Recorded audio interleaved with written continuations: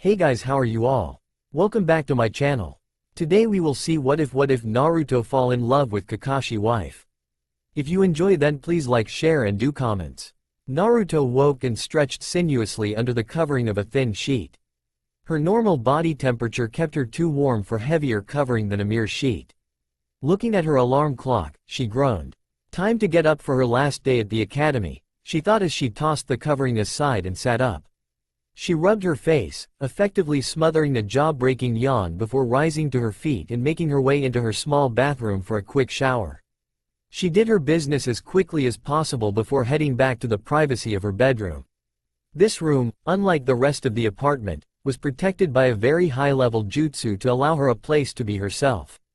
There were seals on the whole apartment, but only in her bedroom was she free to be herself as she was born to be. The Hokage himself had cast the jutsu, saying that she needed to be safe somewhere and the least he could do was to make sure she was safe while she slept. The unexpected benefit of the jutsu was that she actually knew exactly what she really looked like. So long as she was in her room, she was the girl she had been born as. She took the disgusting orange jumpsuit out of her closet after putting on fresh boxers and grabbing a smoke gray t-shirt for the day. She laid the jumpsuit on her bed as she dragged the tee on before sitting down at her vanity. She brushed her shoulder-length, thick blonde hair into shining waves that rivaled the brightness of the sun on a cloudless summer day. Then she fixed it into the style everyone saw her wear. Spikes went every which way, looking more of a sleep-tousled mess than anything planned and sculpted. She rubbed scent-free lotion into her legs before pulling on the pants of the jumpsuit. Just because her hanged self was a boy didn't mean she couldn't have soft legs, since no one ever saw them anyway. Done dressing, she made her bed and grabbed the baggy jacket that went with the pants before heading to her small kitchenette for a bite to eat. A glance at the clock told her to be quick about it, as the Hokage wanted to see her before she went to get her team assignment. 5 minutes later she was on her way out the door as the boy the village knew as Uzumaki Naruto. Sparkling blue eyes surveyed everything as she made her way cautiously to the tower where the Hokage was waiting. Idly she wondered what he needed that was more important than her team assignment, but she would deny the old man nothing. One of only a few people in the entire village who knew she was a girl rather than the boy she portrayed herself to be, the old man was both her friend and her surrogate grandfather. She made it to the tower and up to his office. As she entered the room through the passage only she used, the henge fell away, revealing a 4-foot, 6-inch pixie with golden hair, large blue eyes, tanned skin and no whisker marks. She knew she was small for a 12-year-old, as most of the girls in her class were almost a foot taller than she was, but it didn't really bother her that much. The passage she used had a door that wouldn't open if anyone was in the office. Sarutobi didn't want anybody to know her true gender. Well, at least anyone who didn't already know that was. When she needed to come see him she could enter this way or through the main halls, but she preferred to keep her numerous visits done as quietly as she could to avoid shouts and screams of how he was favoring her unnecessarily. There was also an alarm on it that let him know she was there, so he could get rid of whoever was in the office unless they already knew her true identity. Then he just opened the door for her after telling them she was there and sealing the office against intruders. Seeing the old man, she walked over to him and he lifted her onto his desktop so she'd be comfortable while they talked. "Morning, Gigi," she said. "Morning, Sunshine," he greeted her. His nickname for her was directly related to her real name, but only when they were alone in his office would he ever call her either the nickname or her given name. She was born Namikaze Natsu Tsukai, but that girl had been so buried in the records that she would never come to light unless she herself wished her to. Or something happened to Sarutobi before she learned to perform the henge she hid herself under. He was pretty insistent about not teaching it to her and, to her mind, his secrecy over it really didn't make a lot of sense. Just because he saw the danger to her now while he was alive didn't mean it would vanish if he died, and as far as she knew he was the only person who knew the particulars of her henge. Therefore, if something happened to him before he taught it to her, or someone else, she would be exposed to the vultures, and that just didn't make sense. "So why did you need to see me this morning, Gigi? First, do you want your Junin instructor to know the truth?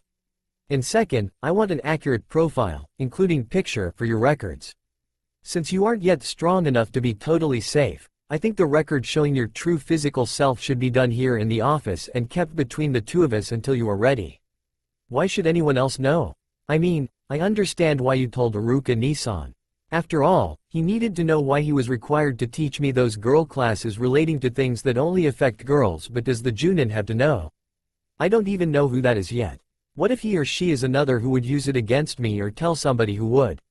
Fear showed in her eyes as she crossed her arms in front of her body. You have a valid concern, but I am sure you wouldn't. The reason I ask is that it is likely you will get injured on a mission, and I would feel a lot better about allowing you to take dangerous missions if someone did know and could help you keep it hidden. Oh. Her brows drew together as she considered her options carefully. Gigi tended to trust people more easily than she did, but she also knew that where she was concerned he didn't trust anyone. Uneasily, she nodded and shuddered at one and the same time while closing her eyes. Gigi, I trust you. You were right about Iruka Nissan, but I knew him also.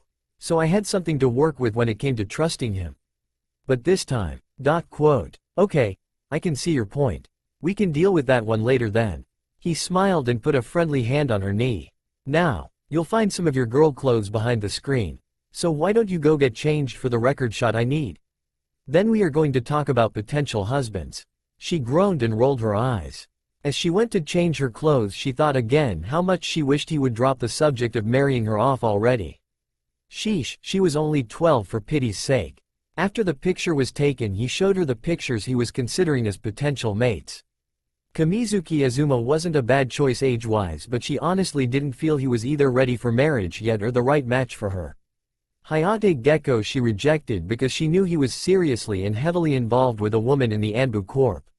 And the final guy, Namiyashi Raida, she rejected because he was homoil and would not be at all interested in being wed to a real girl no matter how much he thought said girl was a boy. She told Sarutobi flat out, while Naruto might very well be able to hold Raida's interest, for a few months at least, I never would. He is not into girls at all and never will be. Plus, he's a playboy. No one will hold him for very long unless they tie him up and refuse to let him ever be alone for more than a second.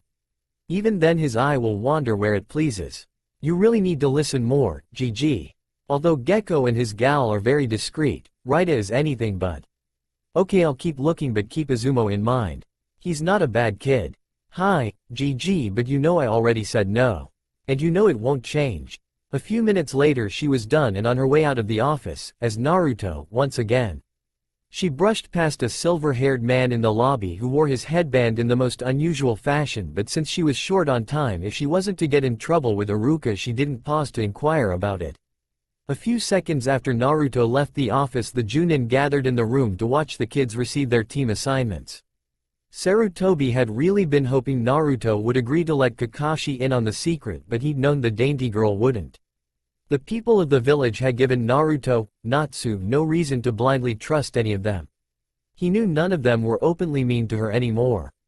His having put more than one on public display or having forced them to stand by helplessly and watch as their own child or a sibling her age was put through a similar torturous situation had put a stop to the outright cruelty. That didn't mean they didn't let her know what they would like to do if the Hokage would let them. Sarutobi had made skillful use of genjutsu to convince the adults of the village that he would not put up with them mistreating a child of his village for any reason. It didn't matter one bit to him what they thought said child was. But the genjutsu was only used when he had felt it would be most effective for the person to watch their own child undergo the same thing they had allowed Naruto to undergo or put the golden blonde through themselves. Others got a visit to Ibiki to reinforce the lesson. Some were sent to the internment camps and would spend the rest of their lives growing food for the village's orphans or breaking rocks or undamming streams. But he also knew that due to the demon her Tucson had slammed into her belly seal, Natsu did not forget anything she experienced. Not ever. For all that Naruto seemed to be an empty-headed airhead who dreamed of only new flavors of ramen and turning the world orange, Natsu was a very different character. Though Naruto and Natsu did share a seriousness about their love for the village and the job they did to keep it safe and healthy. But it was also that demon that made finding a husband for his dainty little charge so difficult, and no matter what she thought, Sarutobi knew she needed a strong husband to protect her when he was gone. He was an old man who would not live forever. Kyubi did have a mental link to her vessel, though she could not influence Natsu's thoughts in any way any real person could. She could offer her advice and give warning of impending danger, but she could not harm Natsu in any way. If she even tried to threaten the girl with harm, of a mental or emotional type, She would suffer 10 times as much as Natsu did and, as the demon had already discovered, that included trying to influence the girl into having nothing but nightmares. Natsu could allow Kyuubi to talk directly to Sarutobi, and that was how Sarutobi knew what would happen if he forced Natsu to marry the wrong person. That was also how Sarutobi had found out the protection the seal held for Natsu, preventing the demon from harming the girl in any way. She could aid her, but she could not do anything that would hurt her or knowingly cause her to get hurt. That included Naruto, Natsu trying to use the unpurified demon chakra, since that chakra would hurt Naruto more than it would anyone else. For now, though, he temporarily shelved the problem of finding Natsu an appropriate husband. He needed to figure out a way to get the girl to reveal herself to Kakashi. The Junin was a responsible man and highly capable, but he could not protect what he did not know needed protecting. And Sarutobi trusted him. Natsu was correct about his level of trust to a large extent, but she was wrong if she truly thought he placed that trust blindly in his people. He didn't. He knew their faults as well as he knew their strengths, and he knew their backgrounds that would determine how they would act in any given circumstance.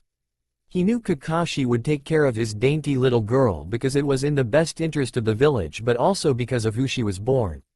Kakashi had been 10 when his mentor and second father figure had died performing the ritual that caused Natsu to grow up alone. Kakashi had strong ties to not only his village but also to the people of his past. He looked over the rest of the Junin who had gathered to watch the team assignments and noted Natsu seemed to be correct about Raida. The guy was doing everything he could to attract the attention of the newest Junin to join the ranks, not that Genma was either returning that interest or unaware of Raida's flirtations. It seemed Genma was very aware of what Raida was doing. Gecko was standing next to Yugo and both were intently watching the proceedings in the ball on his desk, but was he imagining they were a little more familiar with each other than was normal? Maybe. But then again, maybe not. Natsu had said Gecko had a girlfriend he was very serious about, and it was someone in the Anbu Corp. Come to think about it, why were they here? They weren't taking a team this year. He hid a smirk as he watched his young people interact in ways they thought he didn't notice. Funny thing was, if he hadn't just suggested Gecko and Raida to his little girl, he probably wouldn't have. His thoughts meandered on as the gathering watched the proceedings, and, when they were over, he took Kakashi to the homes of his latest team. Kakashi was well known for failing Genin, and Sarutobi had decided, since this team included Natsu as Naruto and the Uchiha Gaki and the Haruno girl, he would do his best to make sure the Junin gave the kids a fair chance at passing. The civilian council wanted the Uchiha out of the classroom. They didn't really care who was on his team, but they were insistent that Kakashi be his instructor now. The ninja part of the council was a little less insistent. Their only concern was that the Uchiha be kept in the village lest he run off chasing power or his brother before he matured. Those councilmen were just as insistent, however, that Naruto be passed out of the classroom and placed on the team with the Uchiha as a stopgap to his running off. All of them had noticed Naruto Kid and would get the Uchiha's attention whenever necessary. And the final member was the daughter of a personal friend of Sarutobi's. Haruno Kiku did hold a civilian council seat, but she had long ago learned to see what was real from what was not, and as a return for her dedication to him and the village, Sarutobi wanted to keep her daughter as safe as he could. The girl was the only person Kiku had left of her family, and as such Sakura meant the world to Kiku. The genin of Cell 7 did pass the Junin given test, much to the amazement of everyone in the Ninja Corp who knew anything of Kakashi and his tendency to fail genin for simply being too young in his opinion to take the life of a ninja seriously enough. What Kakashi didn't tell them was the fact that even if he'd wanted to, he couldn't have failed this cell. It was just a lucky circumstance. He really didn't want to fail them. The council had made it very clear he was to pass the Uchiha boy and keep the brat active until his seed ripened. The council, being comprised of retired ninja and civilian businessmen, knew full well the brat would never make a good village ninja, being too obsessed with getting his revenge and the power necessary to attain it, for such a thing as meekly waiting and following orders. Well, the ninja half knew that anyway. The civilians had no idea what made a good ninja from what didn't, but Kakashi didn't care what the civilian counselors wanted. Sasuke was not a team player in anyone's definition of the word. The only thing he cared about was learning more jutsu and attaining power, no matter the cost to either himself or someone else. Because of this, the council made it very clear to Kakashi he was to pass the brat, So the kid would be seen as an adult in the eyes of the villagers, and then see if he could change the boy around. If he could turn Sasuke into a team player, they might not marry the kid off as soon as his seed became viable. But if, by the time it did, he was still the anti-social punk he'd always been since the death of his clan, they would tie him down with a wife in order to create a new child for the village's shinobi forces in the future.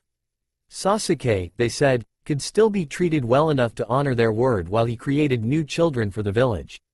Kakashi didn't like it, but he did understand it, and he knew it was best for the village if they did not lose the Sharingan just because Itachi had killed the whole clan except for his own younger brother and because Sasuke was a spoiled, whiny brat. The whininess was because of the torment his brother had put him through the night the clan died, but the spoiled aspect had been done by the council and the villagers themselves. By the time the council realized what was happening with the last Uchiha, it was too late for them to really make a lot of difference in his life or personality. The villagers still didn't get it. To them, Sasuke was just a poor little orphan who needed all the love and care they could lavish on him. It didn't hurt that they knew the clan restoration laws of the village applied to him also. That meant he represented a way to upgrade the social position of their families and maybe someday become part of a clan through association. Those with unmarried daughters would not quit fawning over the boy and swelling his head with his own importance. Still, Kakashi knew it wasn't for the Uchiha he had passed the team at all. No, the Uzumaki boy held a lot more interest for the lazy Junin than the cut and dried Uchiha. Uzumaki was fun in the sun compared to the skulking in alleyways that was the Uchiha's personality. Kakashi was intrigued with Naruto because something about the kid didn't add up. It wasn't just the fact the kid wore orange in unreasonable amounts and yet could remain unseen standing in the center of a well-lit room. Or even his reputation, that was definitely well-earned, as the prankster king of the village. While one part of that evaluation made him a mystery and the second made him fun, neither was what had the one-eyed Junin intrigued with the boy. He was a boy, wasn't he? You see, that's what had the Junin trailing the kid and trying to trick any trickle of information from him he could. Kakashi's eyes and sense of touch told him Naruto was a boy in every way, but his sense of smell said quite clearly the kid was anything but a boy. Intuition was also saying the kid was a girl. Sometimes, when the kid spoke, even his voice said he was a girl, but other times there was no doubt it was a boy. Confusing in the least, but it was also what got the cell past Kakashi's test. He absolutely loved a puzzle and could not resist solving them whenever he came across one. Of course, he also hated them for the very same reason. Everyone thought his little orange books were his biggest weakness, but they were wrong. Puzzles were his weakness. He simply could not resist them. And right now Uzumaki was a puzzle Kakashi was going to solve one way or the other. As for Naruto, his new sensei was driving him nuts. The silver-haired man was an open pervert who didn't give a flying flip who knew it. He read his little orange books wherever he wished to, no matter who was around or how much attention they were paying to his reading material. He also had an uncomfortable habit of shadowing Naruto everywhere he went. Naruto knew, kind of, what the Junin was trying to do, but he was damned if he'd make it easy for the pervert. He knew something about him bothered the Junin from the first day on, and Naruto knew of only one thing about him that could bother someone like his new sensei. However, Naruto was no more inclined to trust the man now than he ever had been, so his secret was staying safely locked behind his lips. Thank you very much. It might have been different if his sensei had actually made some kind of an effort to actually teach the whole cell how to become better ninja, but he didn't. He only taught Sasuke while Sakura sat on the edge of the clearing to coo and drool over the dark-haired brooder hen. Luckily she didn't choose the same spot for drooling in every day, or there would soon be a swamp in that location. Naruto had toyed with the idea of bringing her water bottles to replenish her drool, but figured she wouldn't get the point or the humor. And he really didn't like bumps on his head or bulk eyes and loosened teeth that much. But lately Kakashi had stepped up the game of hide and seek they were playing. He was getting the most disagreeable missions he could find for them. Understandably, Sakura refused to do them. She was a 12-year-old girl and concerned with the same thing as any other 12-year-old girl. Her appearance, compared to the appearance of other girls her age, was the most important thing in her worldview. She would not do any mission that might mess up her clothes or that caused her to sweat, break a nail or get scratched up or in any other way disfigured. She was firmly convinced that if her dear Sasuke-kun ever once saw her in less than a perfectly groomed state, she would forevermore lose her chance at his bed with his ring on her finger, and until he committed himself to her there was no way she was going to agree to do anything that might make him shy away from her or look elsewhere. Sasuke also refused to do the missions, saying he was not an errand boy and errands had nothing to do with becoming a powerful ninja. His job was to learn as much as he could and grow to the point where he could defeat his enemies, not to paint some old codger's fence or re-roof their barn. Besides, he was an Uchiha and Uchiha did not do menial labor. Naruto had snorted at that but did so silently. Sakura would take offense on Sasuke's behalf, and Sakura taking offense was always displayed the same way. Two fists of raging glory painfully landing somewhere tender upon his person. That left only Naruto to do the chores for the villagers. Naruto didn't really care that much. The chores needed to be done, and most of the time the villagers requesting the work could not do it themselves, and it gave Naruto a chance to get away from his team each day. So while Kakashi put the Uchiha through his paces, and Sakura drooled, Naruto went and did their chores. He created his clones and tried to think of how each mission could be translated into a shinobi skill and then work at it as if he was actually being taught that skill. Sometimes though he really didn't have any idea. How the heck did cleaning stalls relate to ninja techniques? But still he did the missions, being polite and well-mannered to the people who were paying him for the work. "Hello, Mr. Sumoki. I understand you need help on the harvest today. Where would you like us to work?" "Hello, Mrs. Chan. I understand your fence is in need of repair. If you'll show me where the problem is, I'll get it fixed right up for you." "Good morning, Mr. Lee. You're short a farmhand today. Where would you like me to work?" "Good morning, Mrs. Itachu. You need some house repairs done? Could you give us a list and the supplies? We will get right on them for you." "Good day, Mr. Hikitosuma. We understand you need help in the loading and unloading of your merchandise. If you will show us the way, we will get it done for you." "Good day, Mr. Jisawaki. You said flooding is causing you to lose your crops. How can I help you with this?" On and on the list went. Yet Naruto did every single chore, often working until late in the evening on the said chores. He never complained, and often the same people would request him time and again to aid them, since he was a good worker who never complained or stuck his nose in the air over what they needed help with. At first, the villagers had been upset to see Naruto responding to their aid, but over time they began to look forward to the days when the polite Jinchuriki was expected. Many of them were coming to a different opinion of the blonde-haired boy, seeing him less as a troublemaker or a demon than as what he was. Just one more child of their village. That he was polite and well-mannered, for all that he was clearly an orphan, was a bonus to them. After a few times of Naruto showing up with his clones, the villagers began to realize the rest of the team wasn't with him, and more often than not told Naruto he did not need to waste his chakra on them. They took to buying things for him that they knew would be hard for him to get any other way, given the overall attitude of the village as a whole towards him. Kakashi often came by the job site and sat watching as Naruto did the work. Never once did he offer to help. Nor did he ever bring the other two with him when he came by. Instead, he would pretend to be reading that book while never once taking his eyes off Naruto. While it was flattering to have someone watching you in such a dedicated fashion, it creeped Naruto out. Naruto might be just as much a 12-year-old girl as Sakura was, but she wasn't into the whole got to be attractive to other stuff Sakura was into.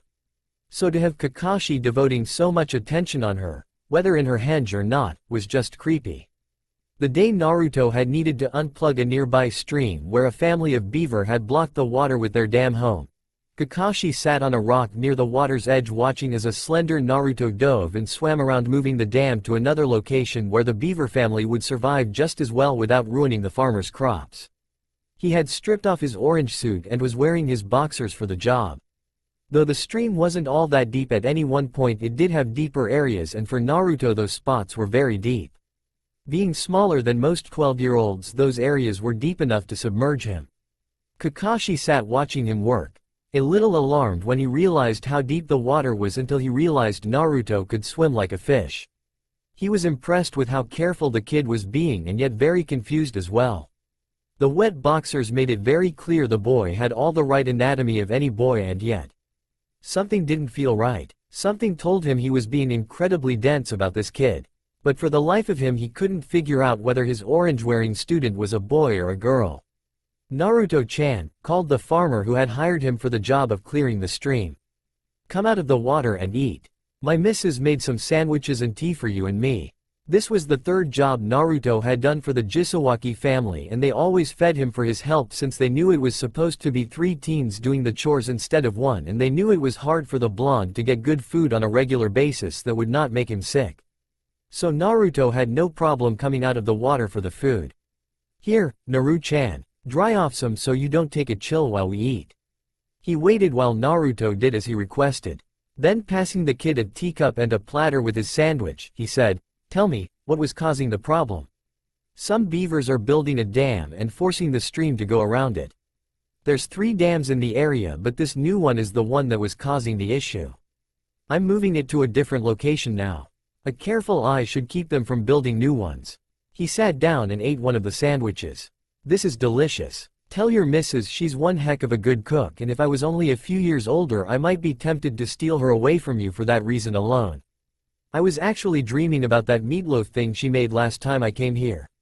That was as close as Naruto would ever come to asking for anything from a villager, and Mr. Jisawaki knew it. The farmer laughed and said he'd relay the compliment. He also filed away the meatloaf comment to tell the missus to make the boy a loaf of his own. "So when do we get to meet your teammates?" "I really can't say. Sakura-chan is at that stage where she doesn't want to get dirty or messy, so it might be a while before I can convince her to come with me." "So why do you let her get away with that? You know that attitude is no good for a ninja. She'll outgrow it. Gigi says we should all have a chance to be children during peacetime." Not really sure why, but he believes it so. Naruto gave the farmer a shrug as he finished his second sandwich. "So you'll be the grown-up and let her be the child?" "Naru-chan, that's not right. She's gonna have to grow up before you wind up in the field. Otherwise, you're gonna get hurt trying to protect her and still do your own job." Naruto snorted. "Jisawaki-san, you know Gigi better than that. He isn't about to let me into the field so long as my team can't pull their weight. Sasuke will do alright in the field so long as he doesn't see whoever it is he wants to kill," but she would only scream and cringe away waiting for Sasuke-kun to come riding in on a big white horse to save her from the big, scary bad guy, and never notice Sasuke has his hands full with his own bad guy. "So Gigi won't be sending us anywhere dangerous. But you know, Naru-chan, he won't always have a say in that. Your sensei could pick up a D rank like this that's outside the village, and Hokage-sama wouldn't necessarily know anything about it until you'd already left on the mission." "True." Naruto frowned. "But you know there isn't anything I can do about it, so why dwell on it?" "Because you need to be ready, little bitty." "Hey, I'm not that small," Naruto protested. The farmer laughed and said, "Kid, I've seen 12-year-old fleas bigger than you." At Naruto's affronted pout, he conceded, though they aren't half as useful to have around. "Okay. You finish with the stream and I'll tell the missus you like the food." He picked the pack up and walked off as Naruto went back into the stream to finish moving the beaver homes. Kakashi made a mental note not to get any out of the village missions. The last thing he needed was an irate Hokage because something happened to Naruto, or an irate council because something happened to Sasuke. He watched the kid heading back to the stream before taking off to join the farmer on his walk back to the farmhouse. "I wondered how long you were gonna stay hidden in the tree watching us." "I was listening. Seems like you know Naruto pretty well." "I guess so. Kid's a hard worker. Naru-chan is close to the Hokage and he's a nice boy regardless of the rumors about him." "Why do you call him that?" "What, Naru-chan? Well, the missus pointed it out once when he was here to help with some carpentry work. Kid is as tiny and graceful as any girl, and yet he's as strong as any boy his age and size could be expected to be." He laughed and said, "We tease him and tell him when he finally hits puberty and a growth spurt nobody's gonna recognize him. He is rather small for his age, isn't he? If he were a girl, though, I don't think anyone would notice it as much.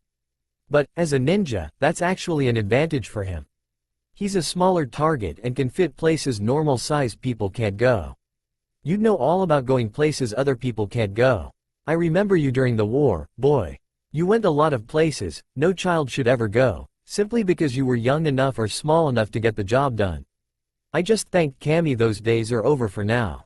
It'd be terrible to see the innocence vanish out of Naru-chan's eyes the way it did out of yours." The two fell quiet as they remembered the Iwak-Konoha War and its brutality. Just remember we aren't at war now and start training that damn girl before Naru-chan gets hurt cause she didn't know how to protect herself. Naru-chan gets hurt cause you didn't train the girl and I can promise you a whole lot of upset people. Not the least of which will be the Hokage, and don't let the missus catch you reading that book in front of Naru-chan. She'll give you a lesson the war didn't teach you. As for me, don't you even think about sending Naru-chan into some of those small places you used to go during the war. I may not be the warrior I was back then, but I do still know how to whop a butt or two when I need to. The farmer went into the house and Kakashi returned to the stream with the farmer's words ringing in his ears. Tiny and graceful as any girl but as strong as any boy his age and size. Another damned contradiction. Naruto was tiny, strong and graceful. Kami, damn it. He wasn't getting any closer to finding out the truth here. Several weeks later a very frustrated Kakashi came into the office. His sight was warring with his sense of smell and he was being driven crazy with the complicated array of information. Sir, what the hell is the deal with Uzumaki? I know damn well my senses go haywire only when that brat is around, so therefore he is the one messing everything up. Well, I'd hardly call that fair, Kakashi. He's only around you when the Haruno girl and the Uchiha lad are also.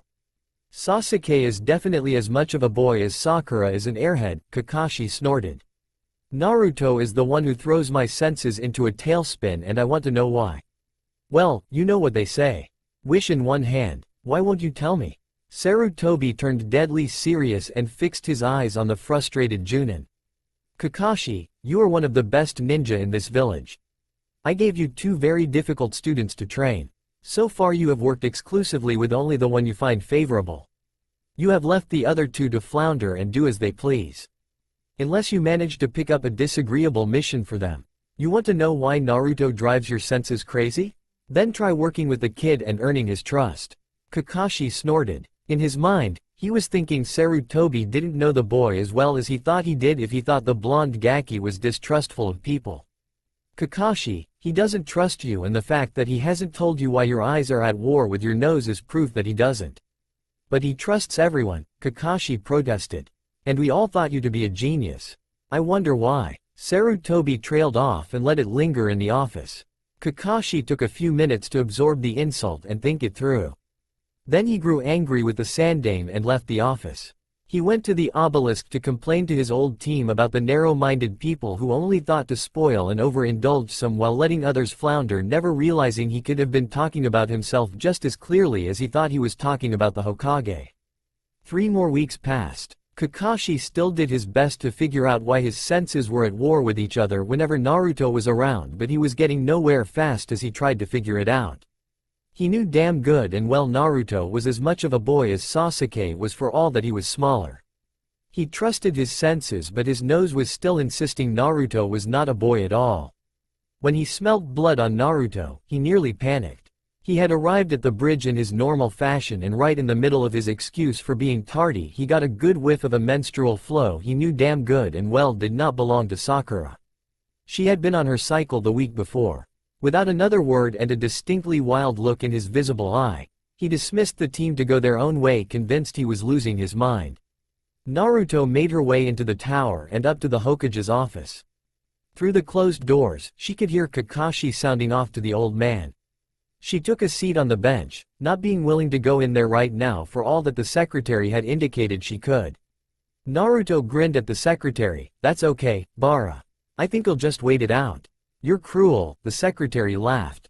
Ah, she pouted. Hokage-sama can handle one poor, confused, one-eyed, perverted Junin, can't he? Bara just laughed harder. Katetsu and Izumo also grinned, though they did their best to act like they weren't actively listening to every single word. From inside the office, Sarutobi had heard her though and bellowed, Naruto. Get in here. Naruto grinned. Guess not, he said wickedly as he went inside to the sound of snickering in the outer office. Kakashi was pacing furiously off to one side. As soon as the door was shut, he rounded on the orange-wearing kid. What the hell is it with you? You look like a boy but you smell like a girl. Nothing is up with me, sensei. At least I don't think so anyway, said Naruto, adopting his I'm confused look as Sarutobi just leaned back to watch his little master at work. How can I look like a boy and smell like a girl? That's silly. I don't know. That's what I am asking you about. Well, I don't know what to tell you, sensei. Maybe you should go have your nose checked or something. The blonde head tilted to one side as a small finger traveled to the corner of his mouth thoughtfully. Clear confusion clouded Naruto's features as he pretended to really be thinking about the issue. One foot lightly tapped the rug he was standing on as a hand rested securely on his hip. Can a sense of smell get broken, GG? He asked, casting his eyes at the old man, innocently. Sarutobi had a hard time holding in his guffaws as Kakashi responded angrily. I do not need to get my nose checked. I need to know what the deal is with you. You sure about that? "'Cause I think you do," Naruto said, not bothering with the last comment. "And why is that?" "'Cause last time I went pee I was definitely still a boy. It'd be real obvious if my handle there was missing, don't you think?" Total innocent seriousness showed in every line of Naruto's form, leaving absolutely no way for Kakashi to question the statement without being labeled as some sort of freak. Kakashi looked at Naruto with total disgust but left the office in a swirl of leaves. Sarutobi waited until they were sure he was gone before he put up the privacy shield. But past the fading shimmer of the jutsu he could no longer hold back. He burst into laughter. The secretary and two door guards were also laughing. Once the Hokage wiped his eyes and composed himself, he said, "You're priceless." That was priceless. But seriously, you need to tell him, Naruto. You're gonna drive him crazy if you don't. And that would be a problem. Why? He is one of the all-around best ninja the village can field right now, Naruto. We need him to stay in control of his mind, and you are seriously playing head games with him here. Just tell him, please. To what purpose, GG? So he can pretend he cares for a month or two, or tell someone else, and then I can get attacked in an alley or something. No thanks. He doesn't need to know until he learns to see more than the Uchiha's precious spoiled butt. Sarutobi blew smoke out, but he knew she had every right to feel as she did. Right now there was no way Kakashi would care to keep her identity a secret. He closed his eyes and rubbed the bridge of his nose tiredly. Dealing with anything having to do with Naruto was never easy. But he had to admit it was not really her fault. The girl was just doing her best to survive in a world that only wanted her power or her death. Mentally he told himself, I have to come up with a way to get Kakashi to see the real Naruto and realize just who she is. No way is Naruto going to let him find out any other way. So what brought you here today? I'm not sure, but I think he smelt my flow, she said, flushing bright red. I started right as I got out of the shower this morning and, since I was late, I didn't have time to come here first. Sarutobi looked at her quickly and then started laughing again. A few minutes later, he pulled himself together and strengthened her henge to cover odor better. No wonder he was going nuts. No way could he have mistaken that particular scent as anything but what it was. Naruto was looking at him confusedly. Why not? It's just blood like any other. Not exactly, Naruto. That is old blood for all that it looks the same as the other blood you see when you get hurt. For him though, it smells completely different. Next moon just come see me before you go to practice. Even if you are late getting to practice. I'll make sure he doesn't get this experience again. Okay GG. Sounds good, but you could just teach me the henge scent blocker thingy so I could do it myself. I could, but I won't. This way I know you have to come see me for it, and that gives me the chance to talk you into telling him. Well, I'm not going to. He doesn't deserve to know. She turned to leave, intending to go home and sleep since her belly was hurting something fierce. Do you know how to care for yourself today, Naruto? I'm gonna go home and have Q help me sleep through it. My belly hurts big time. Okay, I guess that'll work, but I'm going to send Iruka to you later in the day for that shot you were told about. I will not take unnecessary chances with you. Naruto nodded and left. She was as good as her word and spent the rest of the day hiding in her apartment. She was just slightly surprised by the amount of pain in her body as muscles unused to being used, cramped up. Iruka stopped by and gave her the shot to keep her body from being fertile, telling her he would give her a new shot every 3 months. He also made sure she had supplies and that she knew exactly what was going on in her real body. He explained the benefits of Midol to her and made sure Kyuubi heard as well, so the demon would not flush the medication from her if she found it necessary to take it. The next day, Naruto made sure she was pristine clean before she dressed in her boy clothes for the day. Gray boxers with a lighter gray t-shirt under the bright orange pants with the equally bright orange jacket over the shoulder, and she left her bedroom once more, becoming 100% boy. She threw her soiled sheets into the washer and filled it with soap and stain remover to get the menstrual blood out of them before heading out of her rooms for the kitchen. In the kitchen, he tossed his jacket on a spare counter and fixed his ramen before sitting down with a notebook and writing a couple more paragraphs in it.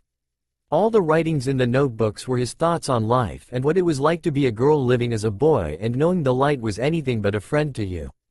Yet the darkness was an even bigger enemy.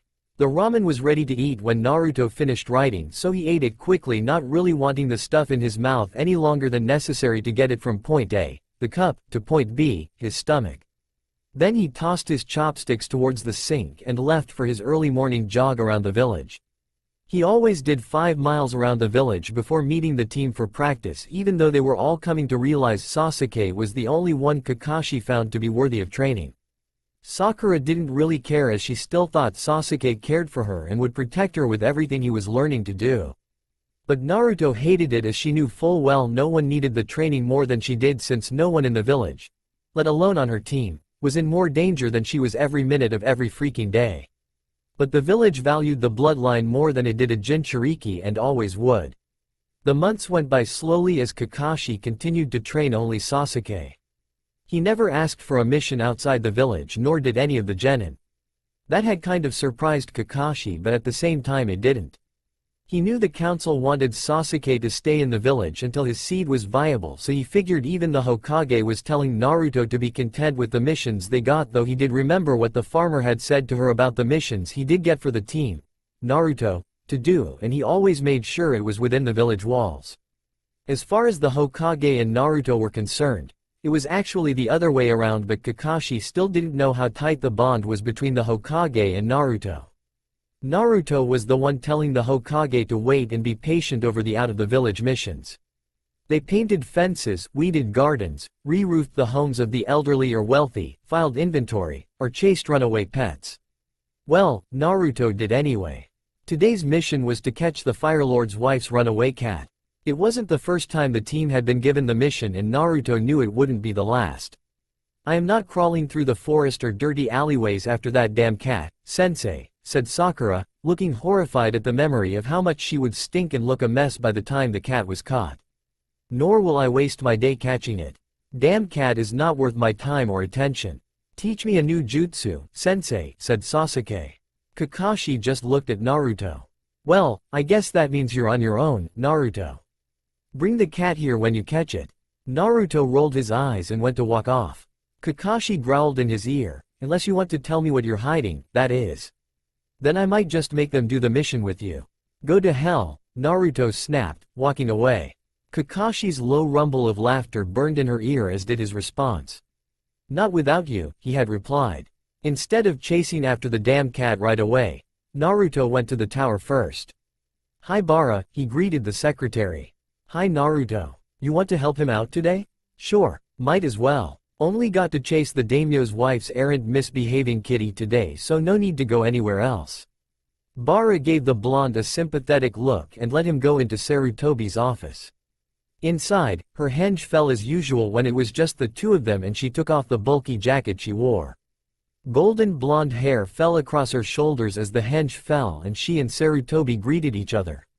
"What cha gotta do today, old man?" she asked, after getting her hug. "Just more of the same, sunshine. What about you? I know damn well he didn't tell you to come here." "Nah, I had to go chase down Tora, but you know that cat only wants a little breathing space. She'll fight like hell if I go after her too soon, so I came to help you instead." "And your team is out searching for her?" Natsu snorted. "The Uchiha chase a runaway cat? Please GG, get serious." "No, both the prince and princess told him flat out they won't do it." "And he accepted their decision?" Sarutobi growled. "Oh, he offered to make them do it with me," she said airily. Sarutobi raised a brow. "My secret for their cooperation and bitching at me for making them help me. Joy joy. That's it, I'm finding you a new team. This crap has gone far enough." Sarutobi was livid. "And do you honestly think that will make anything better, GG?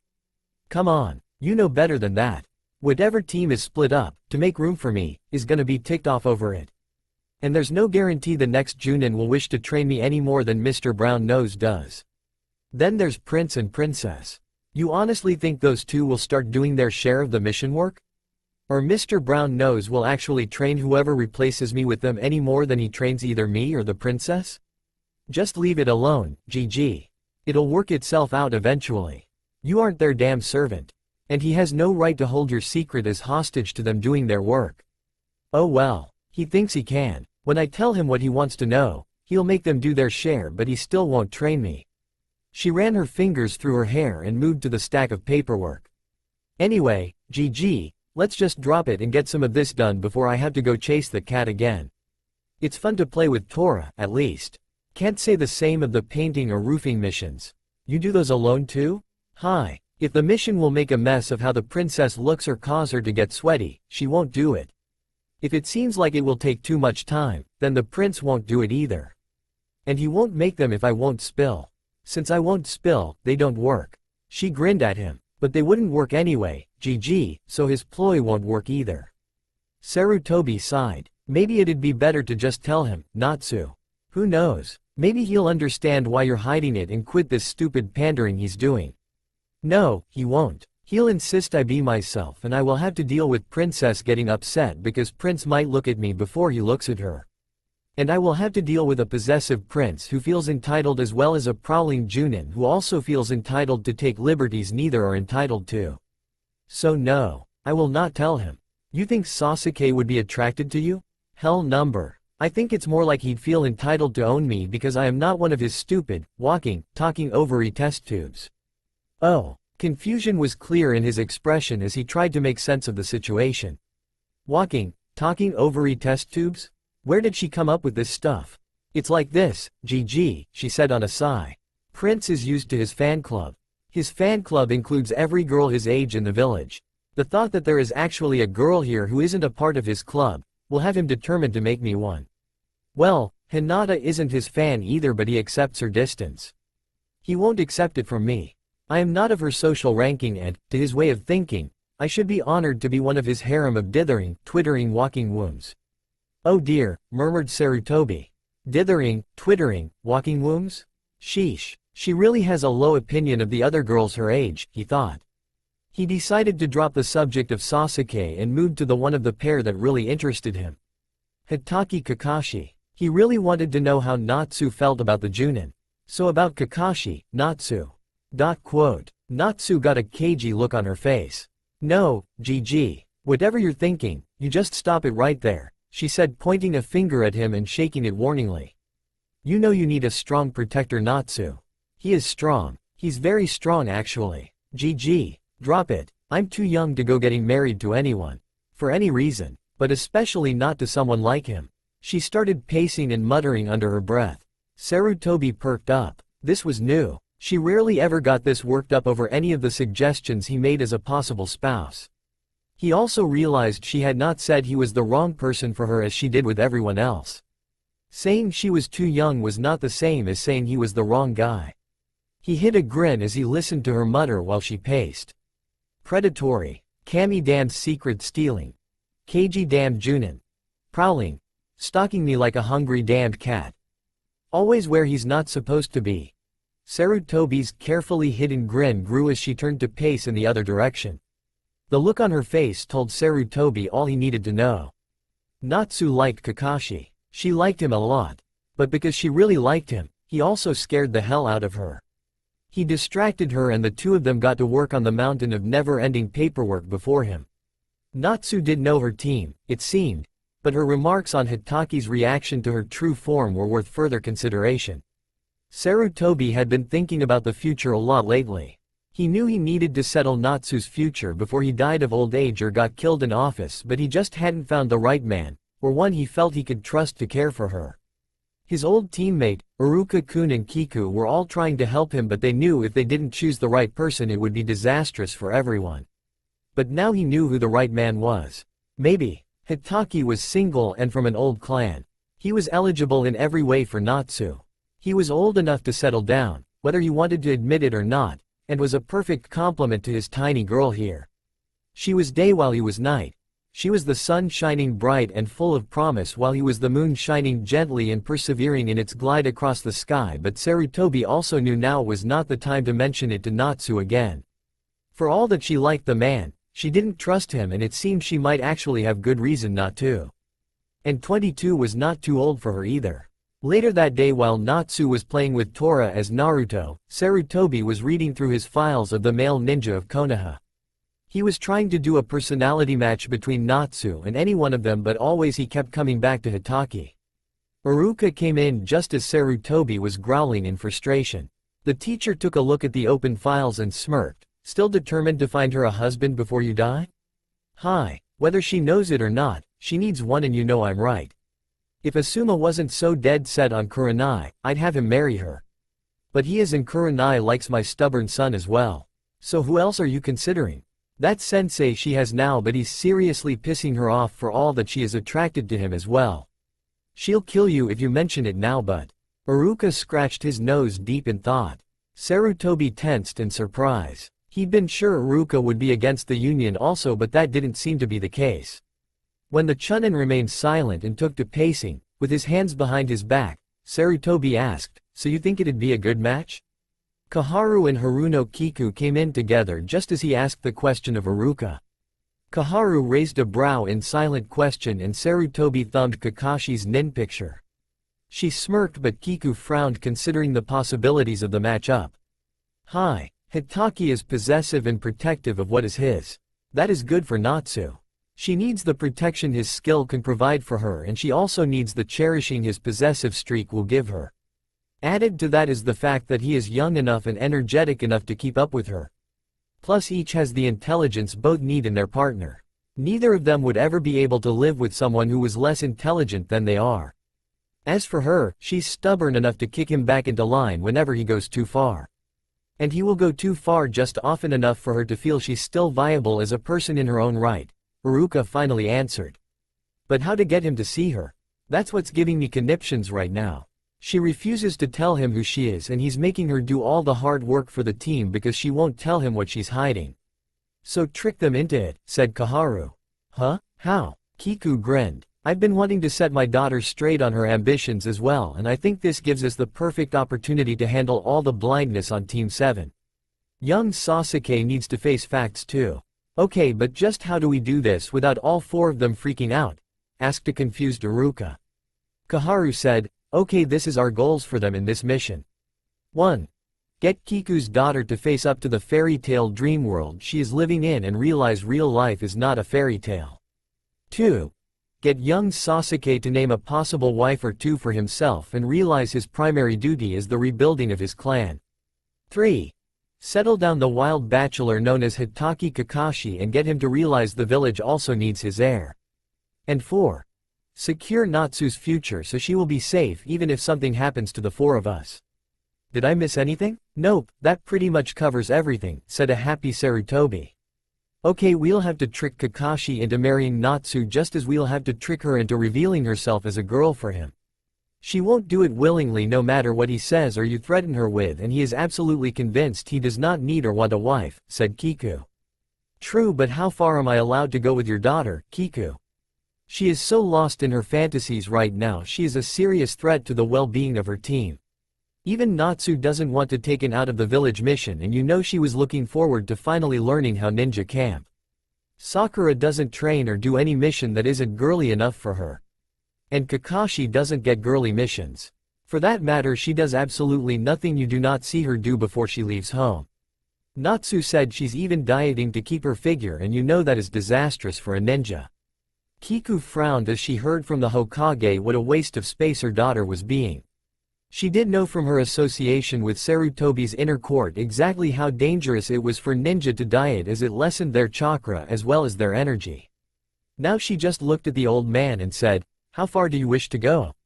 I was thinking of the old honeymoon mission, only for Natsu and Hitaki it'd be the real deal. I think it's the only way to really make Sasuke and Sakura wake up to their duties and responsibilities. And I know it's the only way to get Natsu to tell Hitaki what he needs to know. It's also the only way we are going to get him tied down to her. If we were to simply walk up and tell him we want him to marry her, he'd be running before we finished saying the words. The other three people in the office looked at each other consideringly. As one they began to grin. Okay, said Kiku. But in order to convince Sasuke the thing is legitimate we'll have to have Hiyashi in on things as well. I know, but I also know he has tried to find out who Sasuke is interested in and gotten nowhere to date, so I think he'll go for it. My biggest worry is what will happen when Kakashi and Natsu find out their marriage isn't a mock-up. Oh, that's an easy one, smirked Iruka. 3 sets of brows went up and he grinned, laughter sparkling in his black eyes. Natsu will prank the hell out of you and Kakashi will pound you into the ground. Then they'll get over it and allow themselves to be happy. The 2 women laughed as Sarutobi took on a pained expression. Gee, thanks for the warning, Iruka-kun. At least I did warn you, he replied, not in the least bit repentant. There was a time in my younger days when I wouldn't have, you know. I would have sold tickets and brought a lawn chair and popcorn for the show. That's true, Sarutobi said ruefully.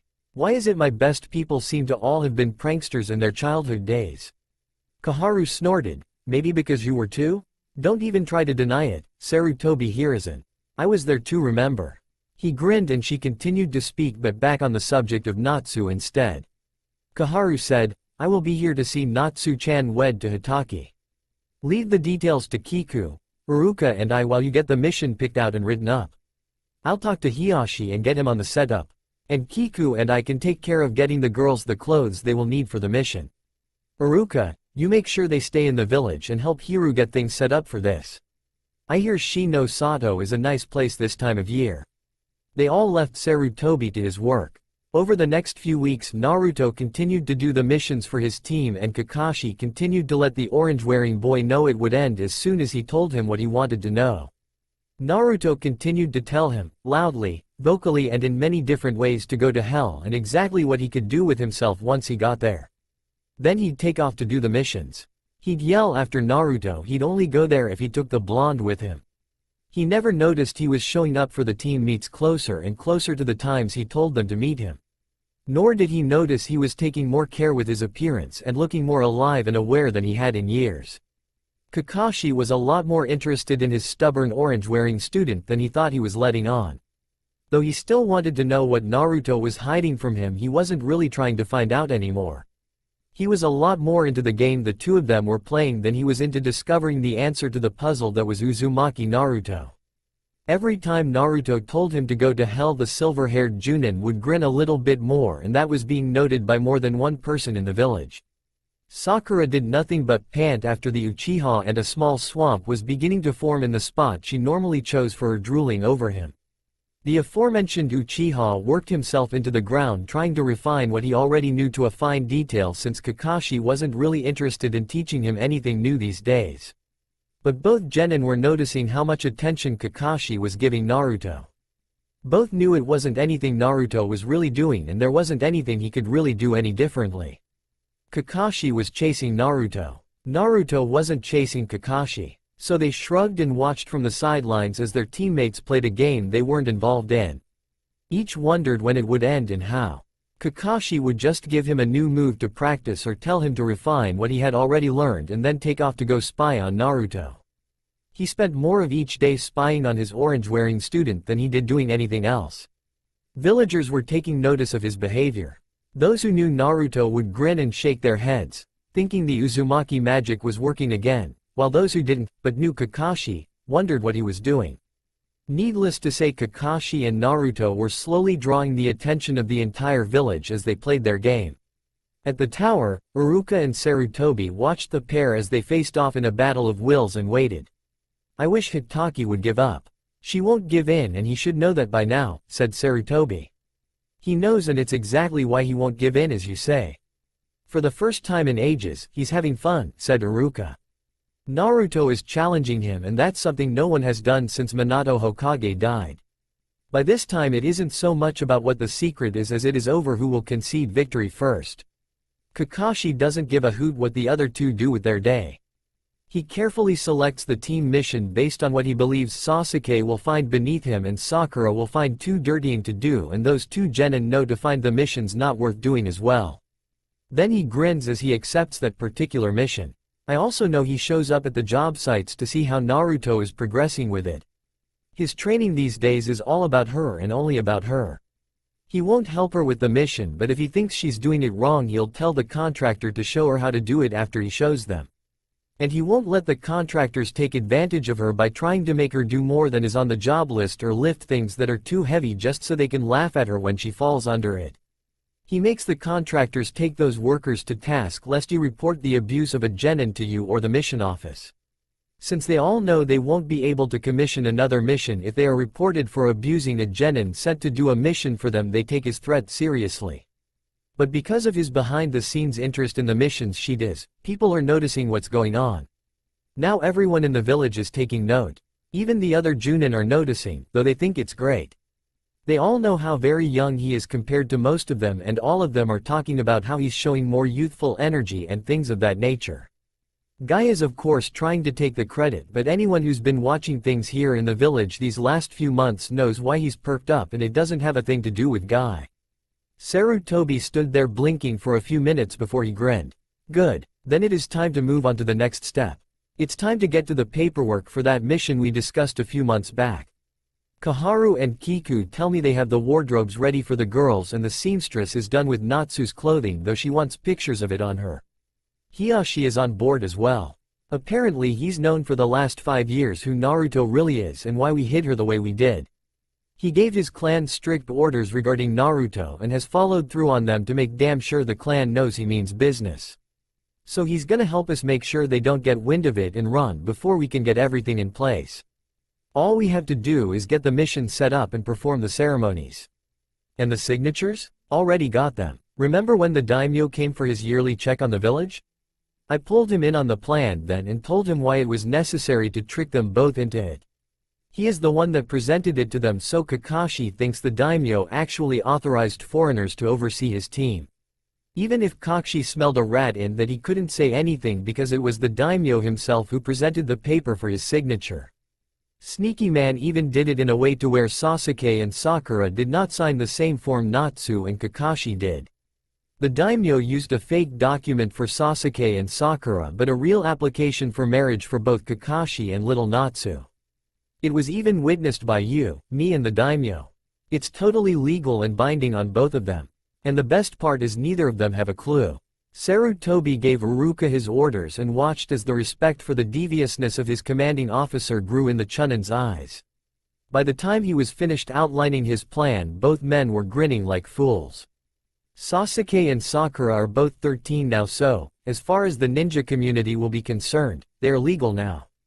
Natsu will turn 13 in a month, so she will be legal as well. That was the daimyo's only stipulation. She has to be of legal age, which is why we were forced to wait. Let's get this done. A month later, Team 7 was standing before Sarutobi receiving a new mission. Sarutobi sat behind his desk and motioned for Hiyashi to close the doors of the office. Hiyashi did so and activated the jutsu that would keep everything sealed into the room. And keep either Sasuke or Kakashi from fleeing the room as soon as they figured out what was occurring. Hiyashi had been informed as to the true happenings for the day and he knew exactly how both men would react. He also knew the youngest of the foursome was likely to be the deadliest of them all, as that child was not nearly as slow as she let everyone believe she was. In Hiyashi's eyes, 3 of the foursome were still children no matter what anyone said. They were his daughter's age, and since she was still his baby girl, there was no way he could see Naruto, Sasuke and Sakura as adults. The group of adults had figured both the guys would try to run for the hills as soon as the truth of this meeting was exposed. But Hiyashi thought they were misreading things if they honestly thought Naruto would simply stand still and take it without a word. All right, are we ready now, Hiyashi? Kiku? Hi, both replied. Hiyashi moved to stand beside Sasuke. At the same time, Kiku moved to stand beside Sakura as Iruka poured 3 cups full of fruit juice for them. Kiku placed a red and white kerchief on Sakura's head, causing the girl to give her a funny look. Naruto was looking confused and standing at the back of the room with Kakashi, who was also looking slightly confused. Kakashi knew Sasuke's test had come out positive when he'd been tested for virility over last few months, but he had no clue what was happening now. Truth was, he hadn't really cared how Sasuke's test had come out. He was a lot more interested in Naruto and the game they were playing than in anything regarding Sasuke and Sakura. All right then, Sasuke, you are being wed to Sakura today. Kakashi dropped his book. Naruto tilted his head and opened his mouth.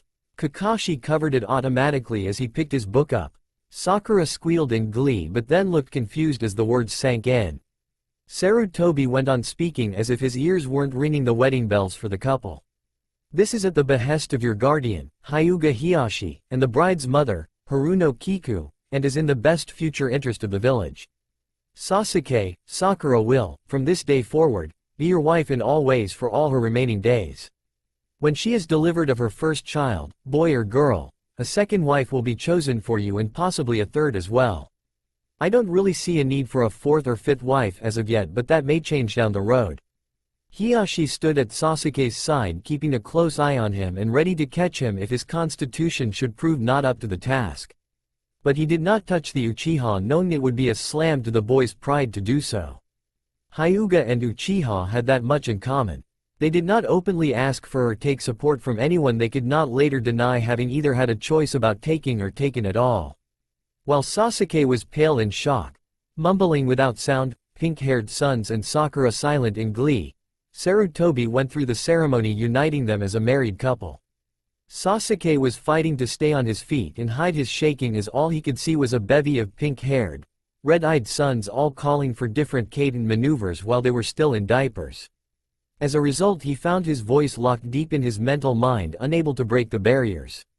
Neither teen said a word as the ceremony drew to a close, since all Sakura could do was squeal when she was asked a question, and the two elders directed their actions and responses to the cues given by Sarutobi. When Hiyashi pushed a cup of juice to Sasuke's lips, the beverage dribbled down his chin and without thinking about it he grabbed the kerchief off Sakura's head to wipe it up before it could reach his white shorts. All the adults had to bite back laughter as Sakura put a hand up automatically to save her headpiece and screeched. Sasuke was shaking his head in denial, but since he couldn't get his voice to work it didn't count. Nor did the wild panic in his black eyes as he deposited the kerchief back on her hair, causing her to wail and snatch it off again. Then when Kiku and Hiyashi stepped back, pulling the newlywed couple with them and holding them firmly in place between them, Sarutobi motioned for Kakashi and Naruto to step forward. Wondering what was going to happen now, they did so as Hiyashi opened the doors to allow Koharu and Iruka to enter the chambers. Naruto's eyes narrowed with suspicion as soon as he saw the pair. Turning that narrowed-eyed gaze on the Hokage, he waited for what the old man would do now. Sarutobi simply sealed the room to intruders once again before speaking again. Now that the formalities are out of the way, we can get on with the chosen way of life of the four of you. I have a new mission for you and this little ceremony fits right in with it. He indicated Sasuke and Sakura. Kakashi raised his silver brow, wondering silently if this was worth putting away his book for. He decided it was better to put it away than to drop it again with Sarutobi's next words. He never noticed when Iruka plucked the book from his pouch and passed it off to Hiyashi, who hid it in his robes. Hitaki would not be taking those books on this trip. Naruto, henge please. I need you to be a girl for this mission. When Naruto stood stock still and glared at the old man with narrowed eyes, silently refusing to do as he was told, the old man waved his hands and in Naruto's place stood a tiny little girl with blonde curls and big blue eyes in a pix's little form. Naruto glanced at his body and by the time he raised his eyes again, fury radiated across her features, followed quickly by shocked apprehension and dismay. What are you thinking, GG? She growled at him in a very soft feminine purr of pure unadulterated menace. Kakashi was surprised to see Iruka move slightly away from the tiny girl and Sarutobi actually gulped as she began to actually stalk forward towards the aged man. Hiyashi was actually still thinking clearly enough to grab the back of her outfit and hold her in place since he had known she would not simply go into shock as Sasuke had. It seemed Hiyashi had correctly deduced which of the four would be the most quick-thinking and therefore dangerous. Sarutobi sent him a deeply thankful look as the head of the Hyuga clan held the tiny girl in place. Koharu, perhaps you will take young Naruto here into the back room and help him, I mean her, to change into the clothes Hokage-sama had brought here for the new mission? Hiyashi asked Koharu. Koharu grinned and motioned for Iruka to take Kiku's place as the two women stepped over to the little angry blonde girl. Each of them took her by an arm and escorted her into the back room to change her clothing. They talked to the small female the whole way but didn't give an inch in their grip on her elbows. A beautiful white kimono decorated with seed pearls, made to her specifications, was waiting for her. Diamonds and sapphire slivers decorated the sash that held the kimono wrapped around her body. On the dresser was a brush, hairpins and makeup. The women were determined Natsu would dress like a true bride for her wedding and have as close to a normal real ceremony as they could give her while still keeping her hidden from the rest of the world. While the women were getting Naruto ready, Hiyashi brought out the bottle of sake and refilled the wedding cups, but this time it was real sake he filled the cups with. Since this was not a mock marriage, they would use the real thing whenever it was possible. Besides, with Kakashi's nose he would know if they gave him fruit juice in place of sake. They weren't so worried about what he would say today about any of the proceedings, since Sarutobi told him it was a mission and this was simply necessary for it to be carried out. But when he figured out there was no mission, any hole he could pick in today's proceedings he would. If he chose to. And considering he didn't think he needed a wife at all, it was entirely likely he would choose to. 3 flat stacked cups each were held on a serving tray designed specifically for this occasion. Sarutobi handed Kakashi a scroll to read for his role in the drama just as Kaharu and Kiku came back into the office with a clearly fuming Naruto between them. Hiyashi set the sake cup arrangement on the desk just as the women escorted Naruto back in to stand beside Kakashi in front of the desk. Now that we are all here again, as to the question you asked before, Naruto, remember that paper you all signed over a month ago? Well, you have your first mission. He held up a specially prepared scroll to demonstrate. You are to act as 2 married couples on their honeymoon and take this scroll to Shino Sato. Once you are there, the scroll can be opened the morning after you arrive. Then, follow the directions on the scroll to complete the mission. Well, then you got a problem, old man, growled Natsu. We aren't 2 married couples and we aren't going to be anytime soon, fancy set up and get up or not. Not to mention, I just turned 13 a few freaking days ago. Who in their bloody hell right mind would ever believe a 13-year-old was allowed to marry a raging lunatic of a prowling, stalking, kami-damned pervert like him? She jerked her thumb at Kakashi, who was standing quite still with a deeply thoughtful look. Natsu continued her rant. I'm a boy, damn it. And as such I am not marrying anyone. Not today or anytime soon, old man. Kakashi had gone totally still the minute he had seen Naruto being escorted back into the office from the back room. She wore a traditional white wedding kimono, complete with a white cloth to cover her upswept hair and white face paint. His thoughts were centered on why the adults had insisted Naruto be dressed in the traditional wedding attire while not doing so with Sakura. Hokage's words to Naruto brought him out of his head and back to his surroundings. Well, first off, as your guardian, you will marry who I tell you to when I tell you to. Sarutobi's voice went iron hard as he returned the small girl's stare. He waited until she seemed to understand this was her guardian speaking and not her Hokage. Then he continued in a softer voice, lying his pants off since he was the one who approved of her wedding dress. But as for what's happening today, no. As beautiful as you look, you aren't actually marrying anyone. But I am going to perform a mock marriage for you in this form to Hitaki for the mission. It will hold up to inspection should anyone check, because I know just how damn good your henges are, and I know for a fact that your henge will only fall under certain conditions, none of which will be present during this mission. So I will marry Natsu Tsukai to Hitaki Kakashi for the mission. Natsu's eyes narrowed when she heard him say her true name, but before she could say a word he was speaking again. Because he believed it to be a mock marriage, Kakashi didn't raise a stink about it. He read from the scroll when he was directed to do so and then took the traditional 3 small sips from each of the sake cups as directed. He handed each cup to Naruto, who took a small sip before he picked up the next cup. She was setting each cup back on the tray rather than handing the cups to Sarutobi as she was supposed to. But Sarutobi just reached out and took each one as she set it down anyway. He grinned as he took a sip before passing it to Kaharu, who grinned before passing it to Iruka. Unlike the cups from Sasuke and Sakura's wedding, these cups made it around the room before being placed back on the tray they had started out on. Natsu frowned at each one as it was put back. She even gave Hiyashi a frown as he set the last one back on the tray, to which he just gave that twitch of the lips that passed for a smile amongst the Hyuga clan. The only thing Kakashi didn't like was the fact that Sarutobi had chosen to give Naruto the Yondaime's last name for the ceremony. "Oi," he said, startled. "Why give him the Yondaime's name for this? Hitaki, look at her. Then look at his portrait. Now tell me, will anyone doubt it is her name? He's gone. He won't mind. And since he is partially to blame for Naruto's life, I think lending the boy his name is the least he can, and would do, if he were here to have a say. Natsu was looking at the portrait herself, her expression a confused mixture of grief and pain blended equally with pride and remorse. Besides, I'm not giving you a choice. For the purposes of this mission, your wife is Namikaze Natsu Tsukai. Hi, but I don't like you using his name like this. Don't worry about it, Hitaki. He wouldn't like it either, said a suspicious Natsu in her soft voice that rubbed along his nerves like velvet on the skin. She was very suspicious of why Sarutobi was using her birth name and making her be in her real form for the ceremony. But with her team right there, she couldn't say a word about it. And Sarutobi didn't allow her to stay after the team left his office. And GG. This isn't over. Not by a long shot. The glare she gave him had him gulping, but damn it, he knew Kakashi was the right man. Kaharu took Naruto back into the back room to change her clothing again.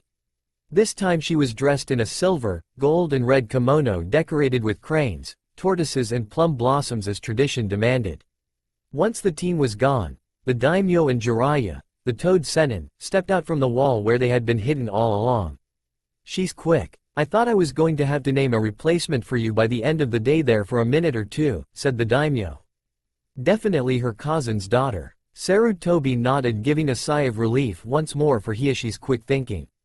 Natsu knew exactly how to make her points known and felt when she thought someone was doing something, or forcing her into something that was not in her best interest. Jiraiya chuckled, she's a good match for him though. She'll keep him on his toes. Raising her has certainly been interesting. She's a good girl though. She really does try to stay out of trouble, but given who she is, that's pretty much impossible. Still, she's been keeping Kakashi on his toes for a year now and he loves it. She doesn't realize it though. To her, he's just a pervert wanting to know what she considers none of his business, but everyone can see he's totally caught by her. Not that he knows she really is a girl. She won't tell him, nor does anyone else in the village know she's a girl. But everyone can see she has Kakashi wrapped around her little finger, sighed Sarutobi. Sakura was given a pack prepared for her by her cousin while Iruka handed Naruto, now in Natsu's form, a case packed by Kaharu and overseen by Hiashi for her. Natsu was still trying to get her answers as to why she was being forced to go on this mission as herself, but neither Iruka nor any of the others would give her a chance to ask in private, and there was no way in hell she'd ask in front of her team. Both Kakashi and Sasuke were also handed prepared packs, but that was mainly because no one wanted to chance the type of things Kakashi would pack if he was allowed to pack for himself. Nor did they want Sasuke to have the time and space to disappear while ostensibly packing for his first out-of-the-village mission. No one thought to tell the team Natsu had never been outside the village gates before, but that was mainly because all the involved adults were nervously trying to keep from being pigeonholed by Natsu or letting the guys slip away before they got them out the gates. An hour after the mission was given to them, they were on their way. Kakashi stayed near Natsu, watching as she made her way through the trees towards Shi no Sato with them all. She was still dressed in the silver, red and gold kimono that was not at all fit for traveling as a ninja. He was expecting her to have trouble in the get-up, but she didn't. He was surprised to note she was incredibly graceful in her movements and not at all awkward. Most guys had a hard time just walking as a girl would, let alone go leaping through trees using their chakra for it. And in that get-up, Kakashi rather thought even Sakura would have a hard time getting along, but Natsu was making it look as natural as breathing. Nor was he getting the fabric caught on the little twigs and branches as he passed through them. Kakashi had also already noticed only he and Sasuke had tents and bedrolls. The two girls carried only their weapons and basic packs filled with clothes and food.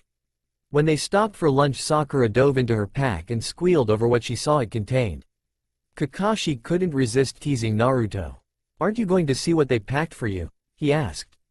Not even, was the teen's response, only going so far as to change her shoes for the more ninja-appropriate sandals that had been strapped to the side of the pack.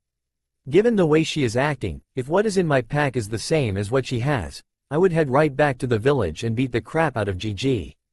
Then find out who in their right mind ever thought I would even consider wearing that crap willingly and beat the crap out of them just on general principle. Then I'd hit them with my pervert busting technique and really watch the blood flow. I may have to be a girl for this mission, but I'll be damned if I am a low-class whore too." Purred Kakashi, leering at Natsu. "Maybe I should take a look for myself. "Stay out of my things," she growled, narrowing her eyes at him. "They may have assumed I'd actually wear that crap for this mission, but I'll be damned if you fulfill your fantasies off what they packed for me. Besides, I have no intention of wearing a single piece of it. You can go find other inspiration for your wet dreams. Go buy a blow-up doll when we get there and a couple other toys to use on yourself. I'm not doing a damn thing to help your fantasy life." He smirked at Naruto but said nothing as it occurred to him that for once his sight and sense of smell were not at war with each other. For the first time since he'd met this kid, his senses, which were always trained on Naruto, were at peace with each other. His eye narrowed as he considered what it could mean. Plus, there was the level of smoldering anger Naruto was still clearly displaying. Add to that the two outfits the kid had worn today and the whole ceremony in the tower office, and Kakashi had a lot to think about. He could verbally spar with her.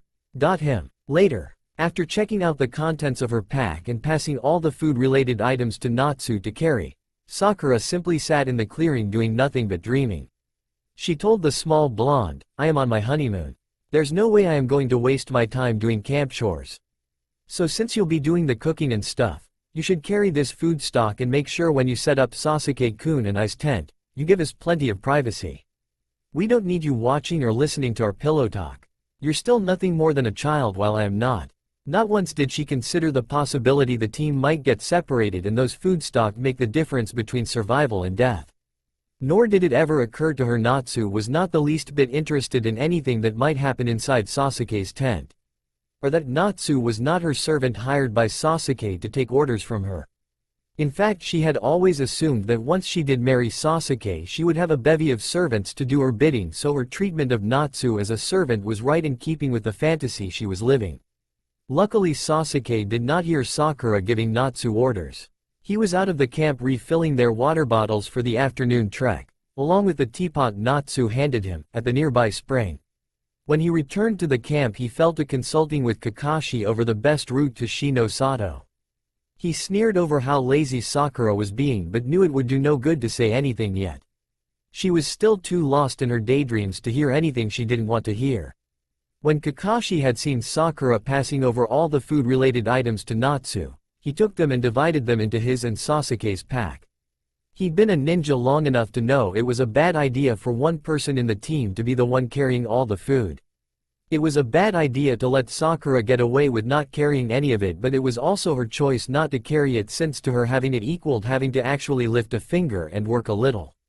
He knew he would have to watch over her because she was choosing to be a civilian instead of a ninja, but hopefully it wouldn't be all that much longer before she chose the life of a retired ninja and a simple society housewife over placing the lives of good ninja on the line all the time.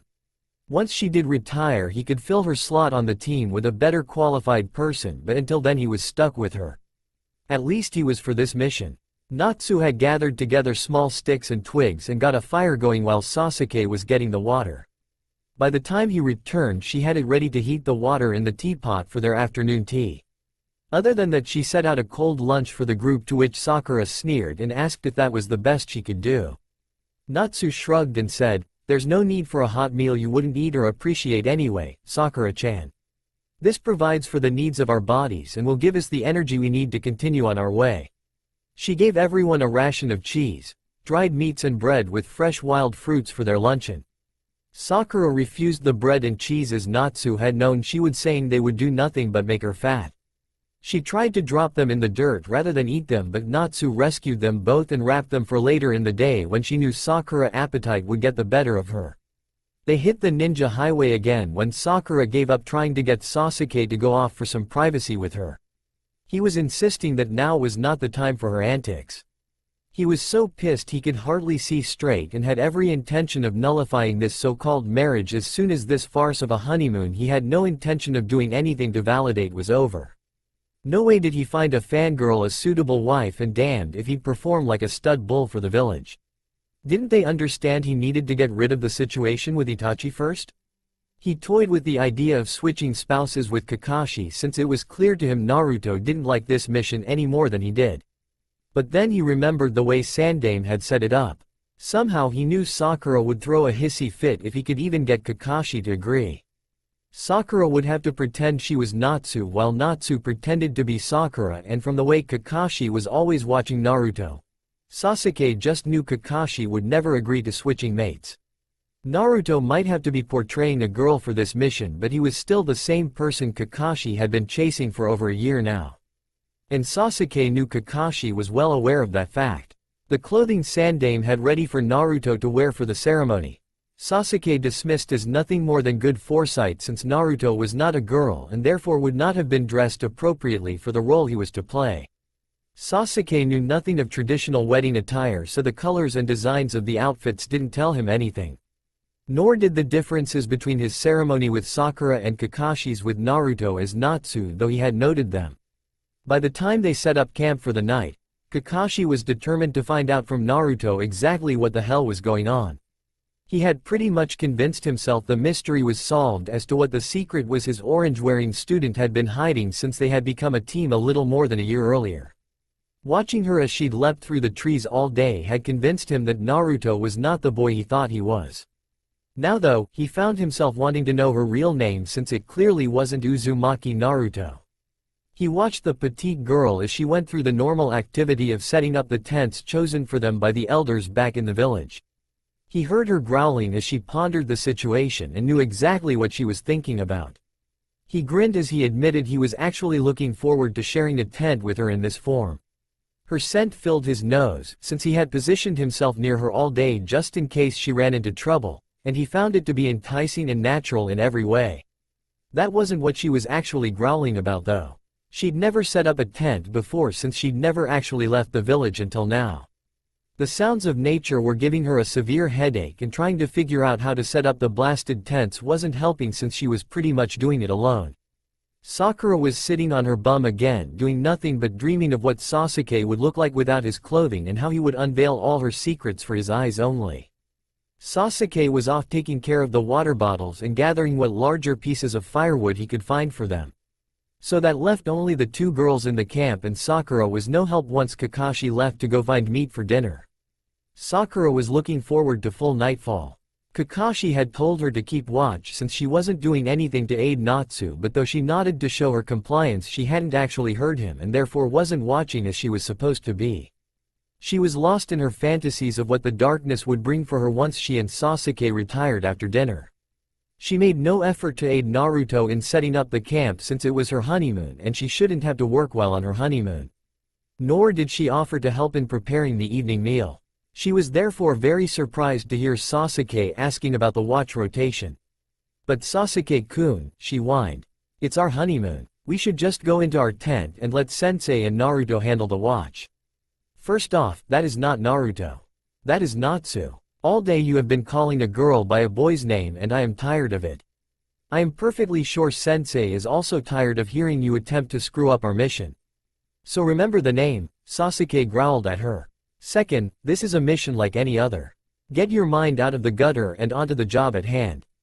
I have no intention of fulfilling your fantasies any more than Natsu intends to fulfill Sensei's. Third, for this mission they are also on their honeymoon, or did you forget that detail? Fourth, it would be unfair to expect them to be at peak efficiency on half a night's sleep. If we do get into a conflict, I would much rather have them at their best than to have you squealing and useless once again. I am more useful than Naruto, Sasuke-kun," she protested. "Yeah right. That's why you have a tent up to sleep in tonight. That's why you just finished a good wholesome nutritious dinner and why you will have clean dishes for breakfast in the morning. Because you are more useful than Natsu is. No, you aren't. The only thing you are useful for is drooling, and that is something I will never have a need for. And Sakura, even if they weren't on their honeymoon for this mission, Natsu still would not be your servant. Nor would Sensei. Do your share of the chores. You've slacked off enough today." He turned away, giving Kakashi his full attention and not noticing her downcast eyes or tearful expression. "What is the watch breakdown? Your first watch, followed by your wife." He stressed the word, adding quietly for Sasuke's ears only. "You may not like her, Sasuke, but she is your legal wife. And not just for the purposes of this mission either. When you get back to the village, you will find her stuff has already been moved into your home and her things are hanging in your closet. Wrap your mind around the idea, because that is the way it is. I'm not saying she did not deserve the set down you just gave her, but next time try to deliver it in private. You do have to live with her, and embarrassing your wife in front of others is not conducive to a good home life. Sasuke grimaced but nodded. Noted sensei. However, with her for a wife there is no such thing as a good home life. There's only a PLCE. I don't want to be any more than I have to be. Kakashi gave him a grin, understanding exactly what Sasuke meant. In his normal voice and at a volume loud enough to be heard by the girls, Kakashi continued. Now, Sakura, will awaken me and I will awaken Natsu for the morning shift. He practically purred when he said Naruto's female name, his eye going to where she sat near the fire, and, though he didn't say it, it was clear he was separating the girls' shifts so that Sakura could not take advantage of Natsu. Again, as she had been ever since they left the village. Privately he liked the way Natsu's name felt in his mouth and on his tongue. Unconsciously, he continued to purr quietly as he watched the tiny girl. Sasuke looked to Natsu and nodded, catching the implied order. She looks more natural as a girl, doesn't she? Less clumsy, more graceful, he murmured, just loud enough for Kakashi to hear him but definitely not loud enough for the girls to hear. Hi, I've been thinking that all day, Kakashi agreed. But we know this is a henge, Sasuke. Even if it wasn't, those aren't kunoichi clothes. Don't forget that if there is a conflict, like it or not, Natsu will be hampered in her ability to fight because of the clothes and the fact that she isn't used to fighting as a girl. Again Sasuke nodded. Kakashi could have sworn he heard him say, too damn small, though. Are we sure she's 13? Kakashi grinned as he mentally added, just barely. Natsu stayed up as late into the evening as she could, staring into the embers of the fire and thinking about the day she'd just lived through. She'd taken a headache powder with her evening tea, but the headache was still there, a low ridge of steady pressure that throbbed rhythmically. Unconsciously she rubbed her forehead and temples, wincing as she did so. An hour into Sasuke's watch, the dark-haired brooder reminded the blonde they were on a mission, and avoiding her husband by refusing sleep was not conducive to having a good mission. Besides, sleep is what you need to get rid of that headache you're trying to act like you don't have. Kasen used to get them too, and she always took a powder with the same kind of tea you made for dinner and went to bed as soon as she could. You'll be better by your watch. But not if you keep avoiding sensei. Who said he's gonna let me sleep if I go in the tent? She muttered to herself, grimacing, but nodded wearily and went into the tent she was to share with their sensei. Kakashi was waiting for her just as she thought he would be. Relax. I am not going to do anything I wouldn't do with you in your other form, Kakashi said, holding open the sleeping bag flap, letting her see he was fully dressed. He had also noticed she had a headache she wouldn't mention to anyone, though he had no idea the cause of it since he really didn't know all that much about her. Sasuke is correct. This is a mission and I won't blow it by having you get freaked out over something like this. Just come to bed and go to sleep. She had to admit she was tired as she nodded and did as he instructed. She climbed into the bag and closed her eyes. Though her heart was pounding in fear and she didn't expect to actually sleep, she was asleep within moments. She didn't know Kakashi used a jutsu to send her into sleep, knowing she was too nervous to let herself fall asleep on her own. Kakashi watched her drift off and waited to see if the henge wavered at all. If it did, then this was Naruto under a henge. If it didn't, this was the secret the boy had been hiding, and the boy was the true henge. He knew after having watched her all day, but to him this was the final test. And it also explained the mission which had puzzled Kakashi from the outset. He had been on missions requiring one half a team to portray a married couple, but never a mission that required both halves of the team to portray themselves as married. But if the wily old man was trying to get Sasuke's child and force Naruto to reveal herself, then it all made sense. And if the Hokage was her guardian for real, which he had no reason for doubting, then the whole setup was easily explainable as necessary to force her to realize she could not spend her whole life hiding as a boy while forcing Sasuke to name a suitable wife or two. While on the surface it would have been better to just make Naruto drop her henge in order to marry Sasuke, Kakashi knew that would not have gotten the old man what he wanted at all. Kakashi knew Sandaime would not wish the Uchiha married to Uzumaki, since he didn't believe the ceremony Sasuke had gone through with Sakura in the tower was a legitimate marriage ceremony, though Sasuke had no reason to doubt its validity. Especially if this was Naruto's real form. She was damn beautiful, in Kakashi's eyes, and every girl in the village would be out for her blood if she was wed to Sasuke. Nor would Sasuke find it a chore to lay with Natsu for the purposes of breeding a new generation of Uchiha. And in Kakashi's mind there was no way the Uchiha was deserving enough for Natsu nor mature enough to take care of her as she should be cared for. A low growl rumbled in his chest as he considered their mission and how it would have played out if Sasuke and Natsu had been the ones wed instead of Sasuke to Sakura and Natsu to him. But he found himself pitying Sasuke over who he was wed to. However, he also knew why she was chosen of all the girls that chased the boy. A mission like this was possible with her where it wouldn't have been with a civilian girl. Also, Sakura was definitely the most useless of the kunoichi of her year. Even those who had gone back to the academy would make better kunoichi than Sakura was. Therefore, her only real purpose on Cell 7 had been to get Sasuke used to having her around him daily and sleeping near him. Kakashi drifted into sleep, never noticing how he pulled his tent partner closer to him as he did so and spooned his long length to hers using his own body to shelter her in their sleep. Nor did he let his awareness of the lack of a shimmer over her form penetrate his conscious mind. He had made note of it, but he refused to think about it consciously as he smiled in his sleep, snuggling the small girl at his side. Both arms were wrapped around her, holding her to him, with one of his long legs pinning her in place as well. 6 hours later, he was woken up by a whiny Sakura who wanted to go curl up next to Sasuke and get warm again. She was early for the end of her shift, but when Kakashi saw what she was wearing, he knew why. She was wearing a pink negligee, trimmed in grass green and made of large printed lace. Over it she had on a lace robe made of contrasting colors to stimulate a rosebush in bloom for her watch shift. Both left her arms and legs bare to the night in imagination of the person seeing her. He said nothing as he sent her off to bed, though. He only shook his head over the girl's foolishness. Sasuke had already told her point blank they would not have in the open like this. What part of this was a mission did the pinkette not get? A few seconds later he heard Sasuke yelp and her murmurs of how cold she was. He tuned them out after a snicker or two. He passed the hours of his watch thinking about girl Naruto and how he was going to get her to admit Natsu was who she really was. The game they were playing had just taken a turn on Naruto, but he knew the foxy boy well enough to know he'd bounce back and give Kakashi hell for assuming a henge was the real deal, even though Kakashi knew full well it wasn't a henge at all. Probably the only reason Naruto hadn't already done so was that headache he'd tried to hide he had. Come to think about it, where did that headache come from anyway? Naruto wasn't prone to headaches, was he? He tried to remember when the last time was he'd ever seen Naruto under the weather in any way at all. In over a year he couldn't remember ever seeing Naruto sick.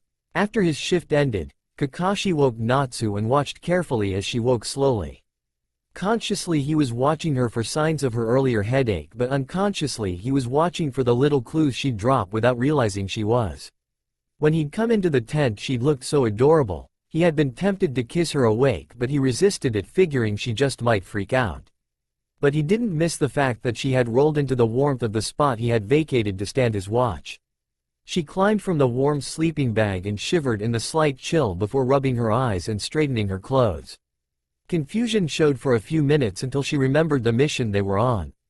The confusion was replaced by brief joy, only to be smothered with an angry scowl and then a sigh of resignation as she left the tent and jumped into a nearby tree.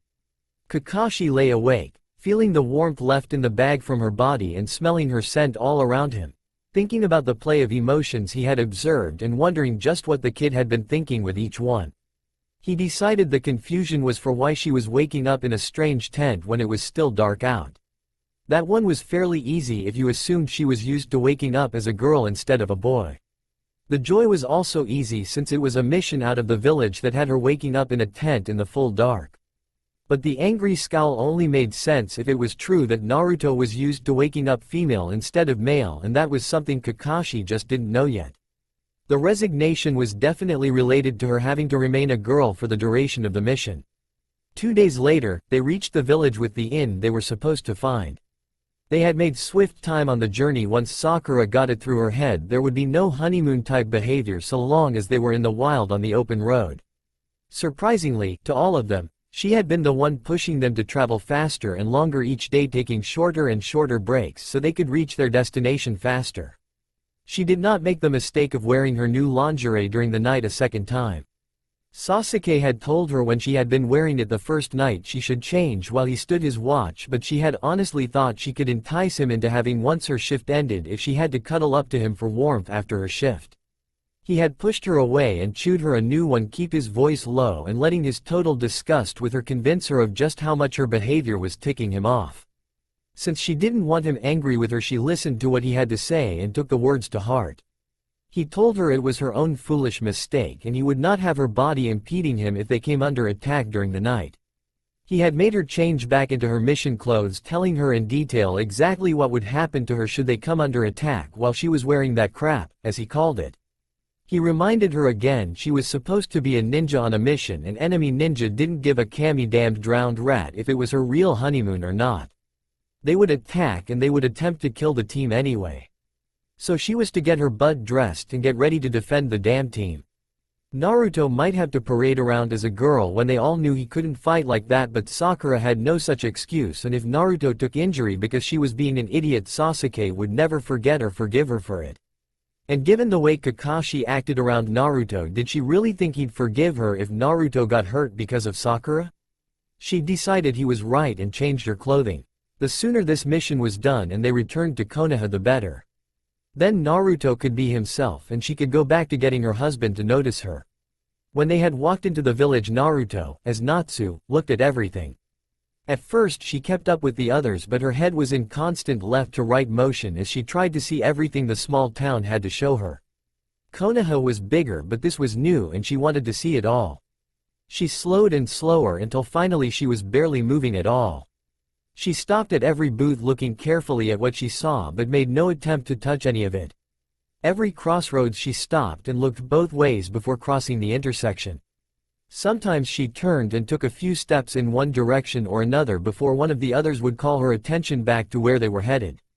Wonder and curiosity were clear in her face as she took in the sights.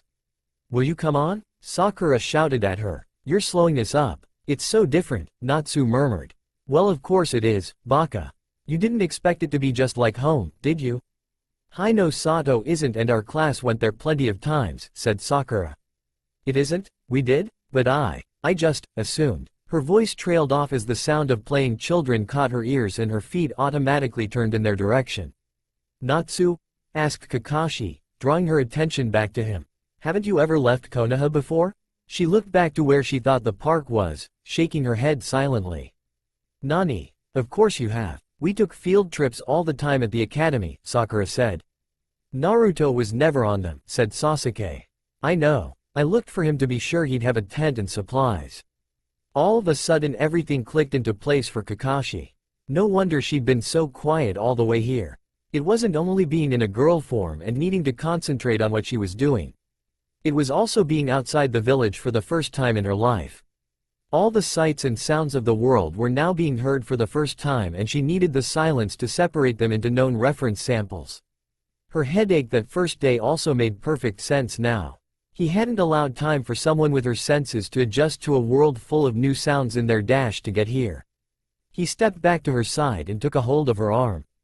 "Come on, I'll bring you out later to explore, but for now let's go drop our bags off," he told her quietly. He led her down the street to the hotel they would be staying at. Sasuke and Sakura were arguing ahead of them, with Sakura insisting that Naruto had to have attended at least one camp out in order to be allowed to graduate, and Sasuke insisting Naruto hadn't attended any.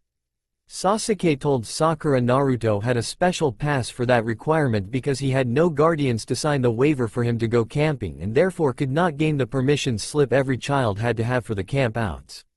Kakashi asked Natsu about it and she wrinkled her nose.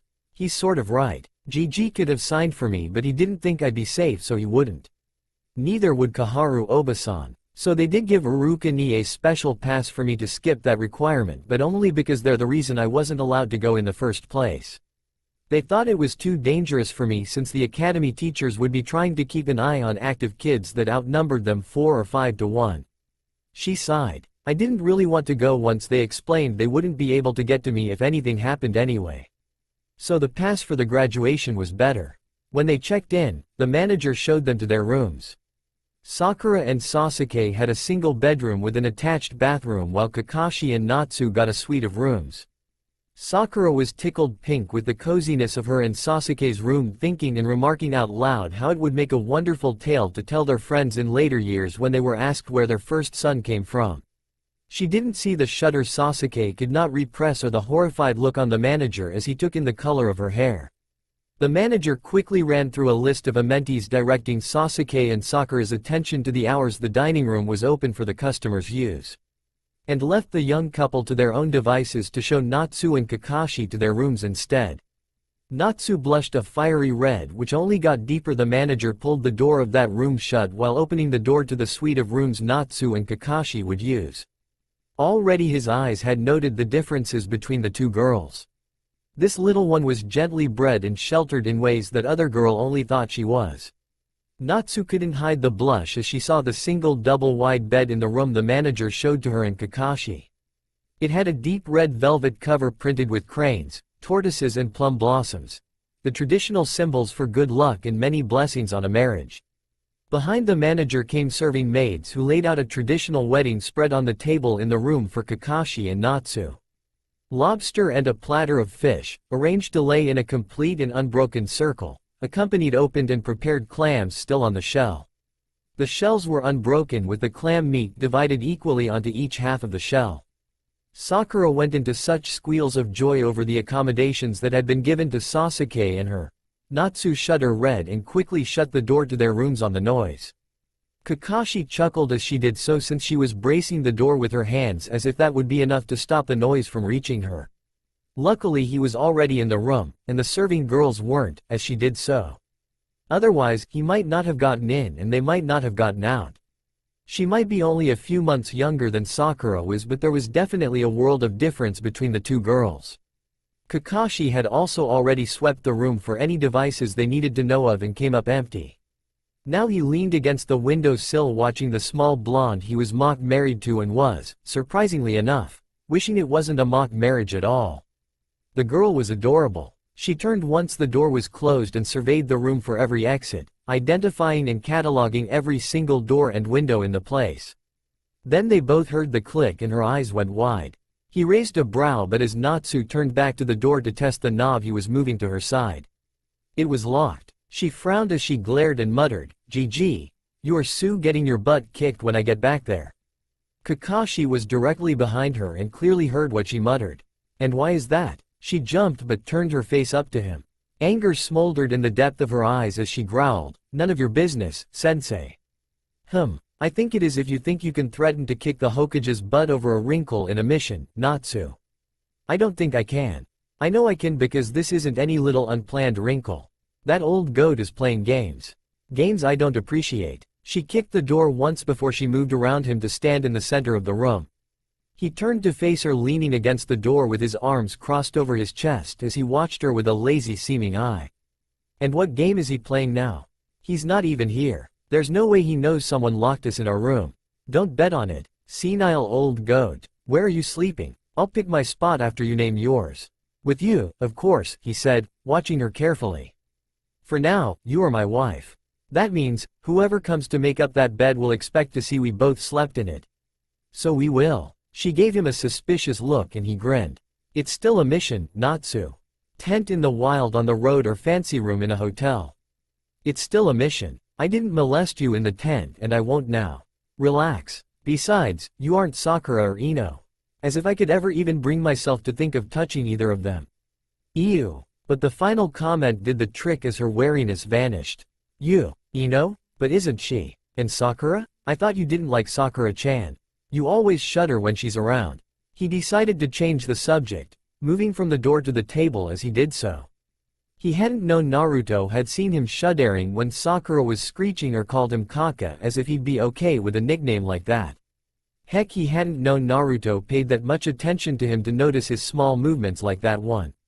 Well, maybe Sasuke and Sakura are still free to move about and will get our door unlocked for us. Without thinking about it, he picked up a clam from the tray and ate it, watching as she joined him and picked at the fish. Okay, sure they will. Not. He raised a brow. Sakura will be doing everything in her power to get Sasuke to bed her now that we have arrived. She knows she only has until you open that scroll GG gave you in the morning. So she won't give him a chance to get away from her now. And since they really are married, he can't really tell her no, and that's only if they aren't locked in as well, though I suspect they are. Given GG knows how reluctant Sasuke is to do his duty in this way. At least, he is with her. So you think when we checked in the manager had orders to lock us in our rooms for the night? It would be logical for their door to be locked, she nodded. But why ours? As she shrugged, choosing not to tell him, he answered for himself. Because this way we can truthfully say there was nothing we could do that would not cause damages to the hotel. I see. Sneaky Sandane. Sneaky isn't my word for him right now, she growled, fixing a plate of food for herself. After eating her fill, Natsu went to get a shower. Not being used to sharing her living space, she forgot to grab a change of clothes before she did though. Deciding to be helpful, he went to her bag to find something for her to wear for sleeping. Besides, he was curious as to what was in it. So far she hadn't opened it at all.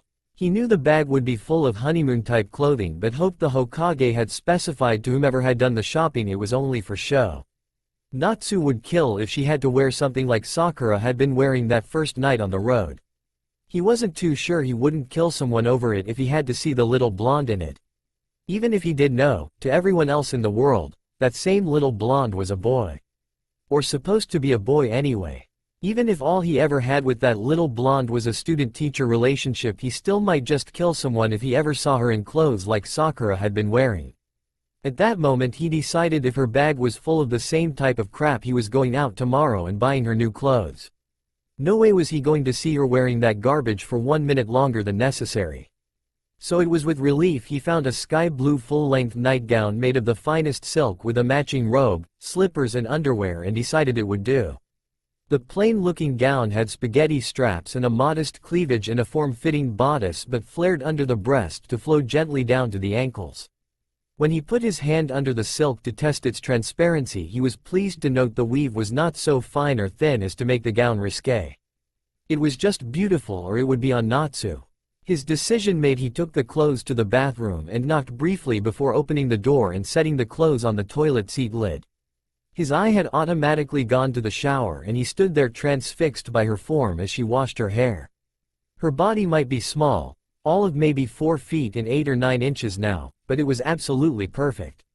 The growth spurt of the last year had pushed her height up some, but she was still tiny compared to other girls her age and definitely a midget compared to the boys. But each measurement was perfectly matched to the others, making an overall picture of true undeniable beauty and grace. He snapped out of his shock as she moved to rinse the soap out of her hair by throwing her head up and into the spray. Quietly he stepped out and pulled the door closed behind him. Meanwhile, Natsu was just being informed of her bathroom visitor. Your mate brought you his choice of clothing for tonight. I think he liked what he saw when he looked at you, Kit. Natsu flushed beet red, the color going from her brow to her chest before fading to invisibility. Q. Don't say things like that. And next time warn me when someone knocks on the door. I can't help it, you were deep in thought and didn't hear him knock. What did he come in for again? And why does he like Ino? I know he doesn't like Sakura. But why Ino? I don't think he does, Kit. I know he liked what he saw here in this shower. And I know you were tense and nervous and not believing him. So I think he said whatever name he thought you'd recognize and relax. But as for why he came in, he brought you clothes to wear. So the first step in the tradition is met. Tradition? Hi, don't worry about it. Only demons have to observe this ritual. Not their vessels. But you will wear the clothes he brought you, Kit. Oh, Kay. It's not bad. You know I can't do anything to hurt you. We've been over this before. Many times, Kit. That monkey man hardwired the seal to make damn sure whatever I do to hurt you gets repaid in kind tenfold. So relax already. Your man wants you to also. Just finish your shower and let's see what his tastes are. Kakashi paced the bedroom while she finished her shower. He had a sneaky suspicion that ceremony Sarutobi had put them through wasn't nearly as fake as he had assumed it was. Earlier he had been wishing his marriage wasn't so much a mock one after all, but now. Somehow right now he had a feeling Sasuke wasn't the only guy on Team 7 to find himself saddled with a real wife he hadn't asked for, and somehow he just bet Natsu knew it also. That's why the kid was so mad at the Hokage. She knew or at least suspected what he had done. One thing for sure though. If she did suspect or know he was her husband, she wasn't any too happy about it. Damn it, Sarutobi, he growled mentally. Why the hell couldn't you just tell me and let me do my own courting? Sheesh. Natsu came out wearing the clothes he had taken in for her and toweling her hair dry. He growled at her and snapped, Explain to me exactly what you think Hokage-sama did that has you so ticked off with him, Naruto. Her eyes opened and she looked at him carefully. He noted the gown was, as he'd thought, a perfect match to her eyes and a hell of a lot wider on her than it appeared to be. He gulped quietly. Why hadn't he kept looking for a better gown? Maybe something in flannel or gingham. Hell, that gown looked as if she'd modeled for it while the seamstress had cut and measured the specially dyed fabric. Damn, this image was going to haunt his dreams for sure now that he'd seen her in it. Why? She sat herself at the dressing table and looked at him through the mirror as she picked up her hairbrush and turning her attention to her hair. Because certain things are not adding up. Or rather, I would say they are adding up, but I am not liking how they are adding up.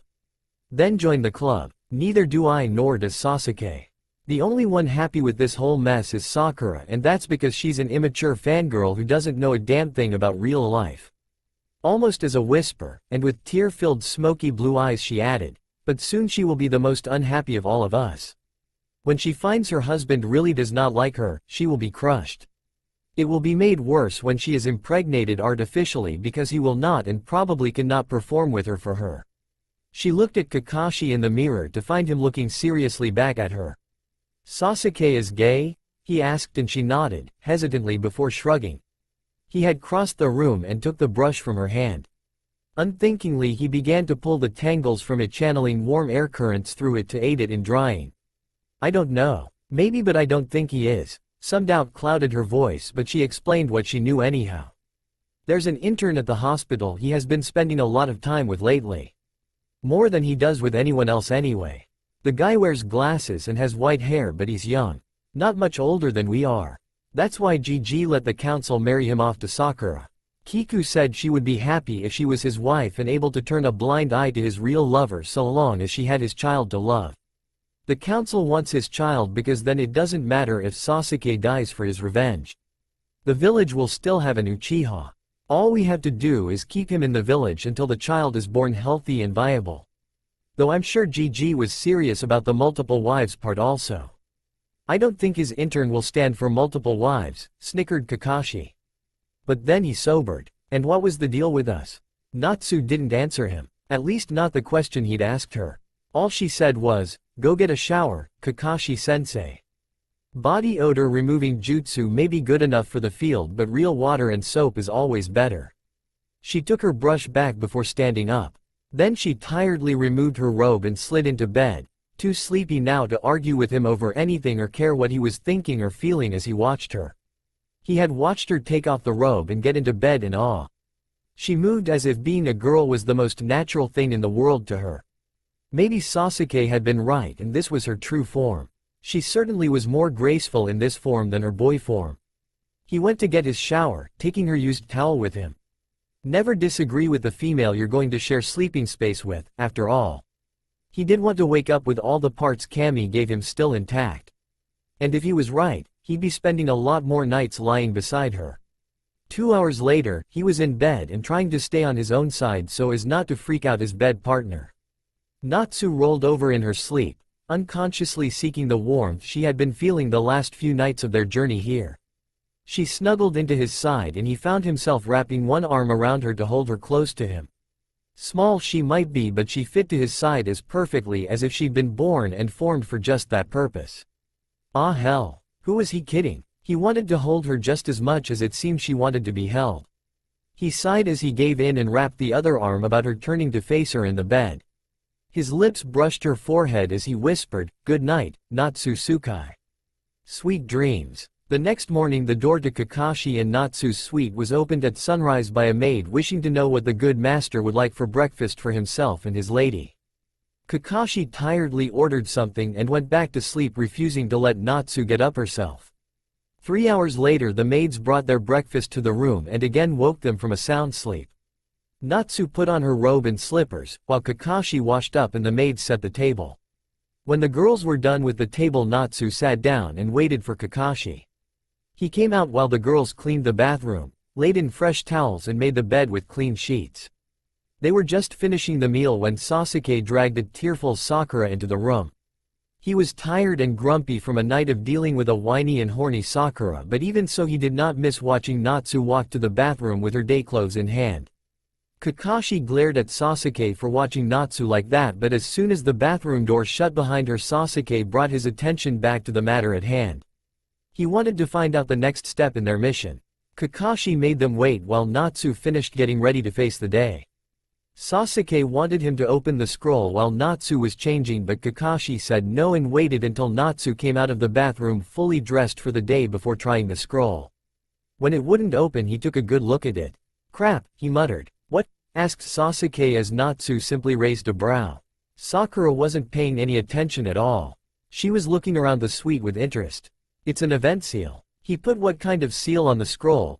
asked Natsu in a deadly purr exactly like the one he had first heard in the tower. Just as it had then, the purr rubbed like velvet on his nerves and spiked his interest. "An event seal," he said, trying his damnedest to control his voice not to give away just how strong his desires were running right now. "I won't be able to open it until a certain event has taken place. What that event is, I don't know. The problem is I have no idea what event we are supposed to be waiting for. Logically, it would have to involve me since I am the one who was told to open it this morning." Storm clouds were swirling in Natsu's eyes as she looked at Kakashi. "Don't you even try to tell me he doesn't need a butt kicking now. That old pervert," she said in a voice she knew the other two wouldn't hear. They only had normal hearing. Kakashi simply gave her a grin and a raised brow. Sasuke sat down and put his chin on his hands. His brow furrowed as he thought about it. Kakashi was watching Natsu, who was sitting on the dressing table bench and patiently waiting for whatever came next. She even sat like a gently bred girl of high station, he thought. An angry one, but still a gently bred girl nonetheless. Sakura took advantage of the silence to ask, "Naruto? Where did you sleep last night? I don't see a pallet here anywhere." "In the bed, Sakura-chan." "Where did you think I was going to sleep?" "On the table?" Naruto responded. "Then where did sensei sleep?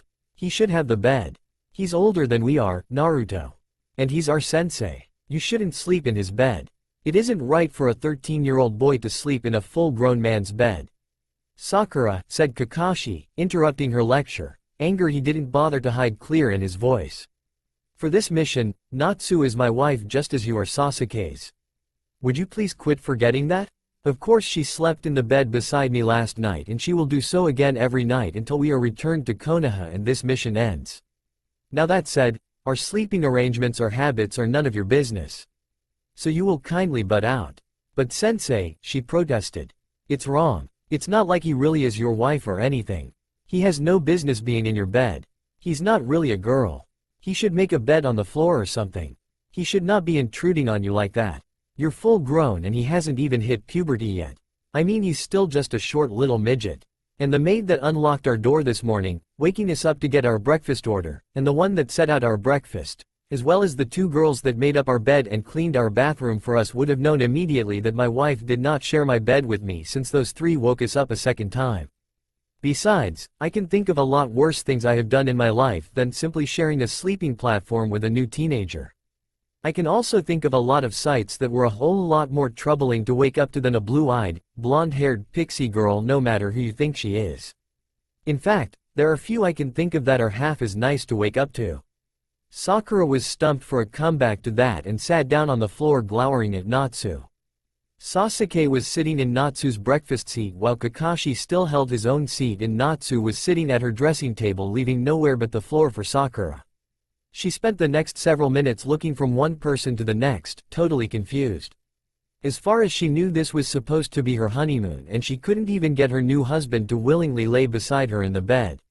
He'd slept on the floor last night, claiming the hotel was a strange place and they were on a mission.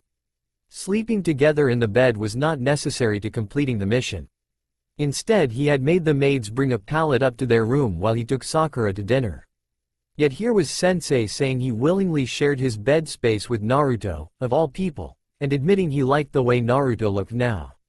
Not only that, but he'd been comfortable enough sleeping next to Naruto to go back to sleep after the first maid left the room, requiring a second maid to awaken him again. She didn't know what was going on anymore.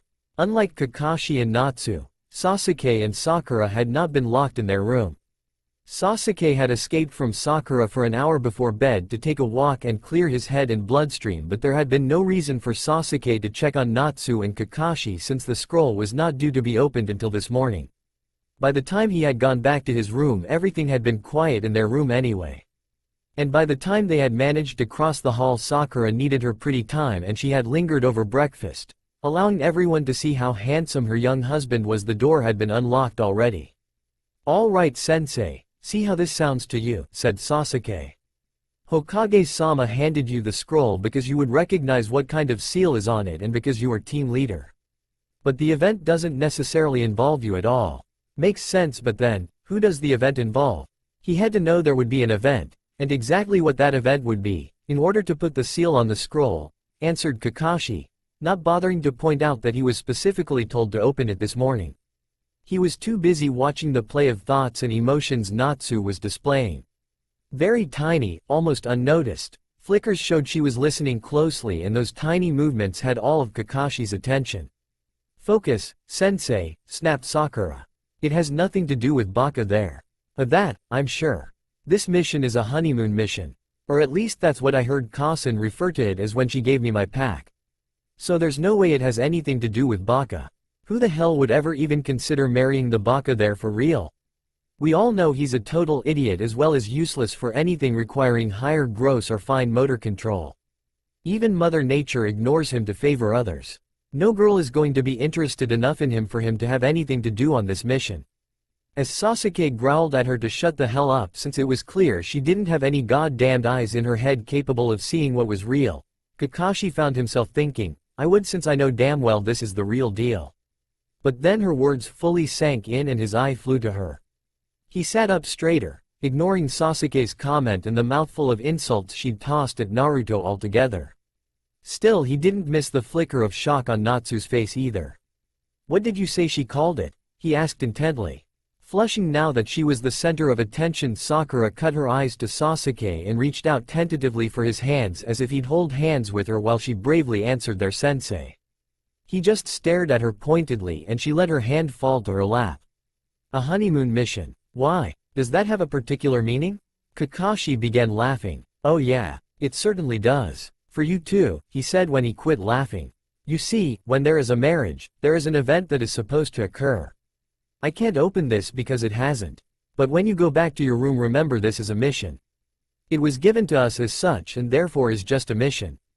Remember what your academy instructor taught you about different types of missions and the acceptable behavior involved in fulfilling them. But also remember what I told you. Look underneath the underneath. There's always more to a story than you are told." Sakura blushed and squealed at one and the same time while Sasuke blanched. Only Kakashi noticed Natsu also paled. Sakura was gleefully trying to pull Sasuke out of the room so they could complete the next phase of their mission. She knew what followed a wedding. All three of the teens knew what followed a wedding, and from where Kakashi was sitting at least two of his three wanted nothing to do with the activity. Sasuke grudgingly went with Sakura, but his expression was anything but a happy one. Kakashi looked after them, thoughtfully. Only when they were gone did he rise from his seat. He went over and closed the door before prowling over to where Natsu still sat watching him carefully. "Now I wonder what part we play in this mission," he said teasingly as he knelt in front of her, putting a hand to either side of her and boxing her in. "'Cause you see, if we hadn't also been involved in this, the instructions given to me would have been different. Sarutobi may be old, but he doesn't make that kind of mistake.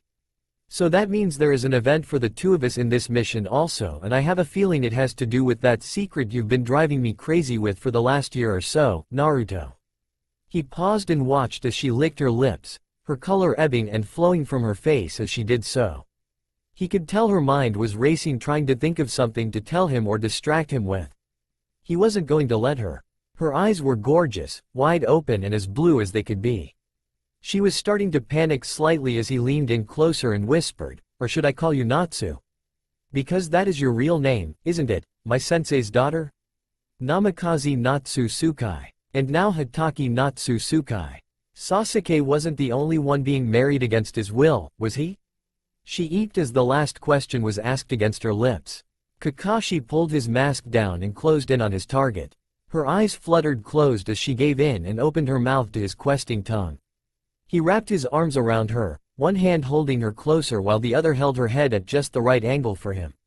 When they finally broke for air, she was flushed and more than a touch disheveled, and Kakashi thought she looked even more desirable now than she had before. He growled and tightened his arms around her as he tried to get a grip on his hormones, which was a lot harder to do than it should be. But then all his senses were telling him this was his wife and he had every right to claim her as such. However, it was also very clear to him that she wasn't ready to admit it yet. So he decided to go get a shower and wait for Sasuke and Sakura to come back in and try to seal themselves. Who knows? It could just be Sandame thought Sasuke would do something to get around betting Sakura if given the opportunity. But by putting it into Kakashi's hand and phrasing it the way he had meant for Kakashi to be as sure as he possibly could that Sasuke did do his best to get a child on his new wife or giving a name for a real wife. He gave Natsu one more gentle kiss before rising to his full height and saying, "I will figure you out, Naruto, Natsu." 2 hours later, Sasuke came in and growled that as far as he was concerned someone needed their damned ass kicked royally, while holding his hand out for the scroll. "Agreed," muttered Natsu across the room and too quietly for Sasuke to hear. Kakashi heard her though, and he grinned as he watched her looking out the window of their room. The scroll wouldn't open for Sasuke and he growled in total disgust while pondering what it could mean. Sakura had come sauntering in while Sasuke was trying to open the scroll, looking sated and happy. She took the scroll from him before he could try to destroy it and studied the seal carefully. She also tried to open the scroll. Sasuke still hadn't betted her, but she had been hoping they could fool the seal into thinking they had. It didn't open though, so maybe the seal was a lot smarter than she thought. Her brow furrowed as she studied it. Sasuke took it away from her. He said, "Natsu, come here. You're better with seals than any of us. Plus, you have good eyes. What are these kanji? And why are they on this seal?"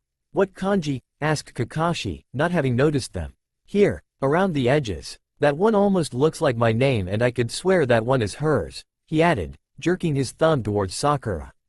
After the crap he just dealt with from her saying her name was the last thing he could do if he was to remain civil. She'd literally tried to undress him as soon as she'd pulled him into the room. Damn octopus fangirl. Kakashi was holding the scroll looking closely at the seal now. Natsu had come over but she made no move to take the scroll.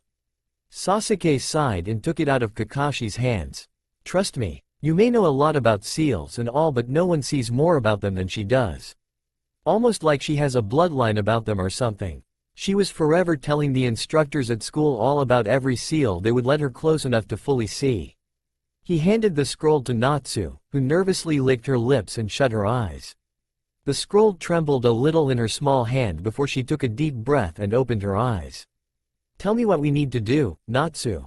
Natsu flushed as Sasuke gave her a patient look, something he rarely ever gave anyone. She glanced at the seal and then moved to the nightstand for the pad of paper and the pen there. She moved to the dressing table and grimaced at all the crap the hotel put on it before pushing it aside so she could work. Using her left hand, she drew out the seal, symbol by symbol, picking it apart one item at a time. Kakashi was watching as she worked, wondering why he was just now noticing she was left-handed. He thought back and realized it was probably because she had always used her right hand to write things before. But looking over her shoulder as she worked, he could tell the drawings she made of the individual symbols were a lot neater now than they normally would be. He saw her stop when she got to the symbol for her own name. She growled softly and moved back to Sasuke's name instead. Sasuke was also watching her with narrowed eyes. He had taken in the graceful way she had moved about the room, never messing with or tugging at her clothing, as he, or any other guy, would have been. Even when she'd caught sight of herself in the mirror, she'd not given any thought to the image that had been revealed in it. The only indication she had given that she might not be what she appeared to be was when she had seen all the cosmetic stuff on the dressing table, but that might have been more of a personal preference thing than it was anything else. She had moved her hairbrush aside with more care than she had shown for the bottles of perfume. When the last of the symbols were drawn out except for her name, she began to translate it for them. She hissed when she translated Kakashi's part and hastily scratched it out, totally blacking it out of the page. No way would she tell him he had to do anything of the kind. Because he was reading over her shoulder, though, he had seen what she had transcribed, so he knew what the scroll required of him. He grinned as he watched her blacken it from the page. A fire lit in his eyes as he contemplated how he was going to enjoy doing what he was required to do. But he let her get away with it. For now. Later was soon enough to confront her over it and find out what it was she was required to do. Because he also knew her name was on the scroll as well and she had done nothing to indicate her own duties regarding the opening of the scroll. She rewrote Sasuke and Sakura's portion of the scroll requirements and handed it to Kakashi. The whole thing was done without her saying a single word. "I think you missed some of it, Naruto," said Sakura. "I know that was Kakashi-sensei's name, so it would logically follow he has to do something also for us to be able to open the scroll. Besides, Hokage-sama did hand him the scroll telling him when to open it. Of course his name is on the scroll. He is our team leader. It is his duty to see to it we do as required of us at all times, so why not this time as well? The whole seal revolves around things he needs to see to it occur, Sakura-chan. You might say it is his mission statement," Natsu said. Kakashi had to hand it to her.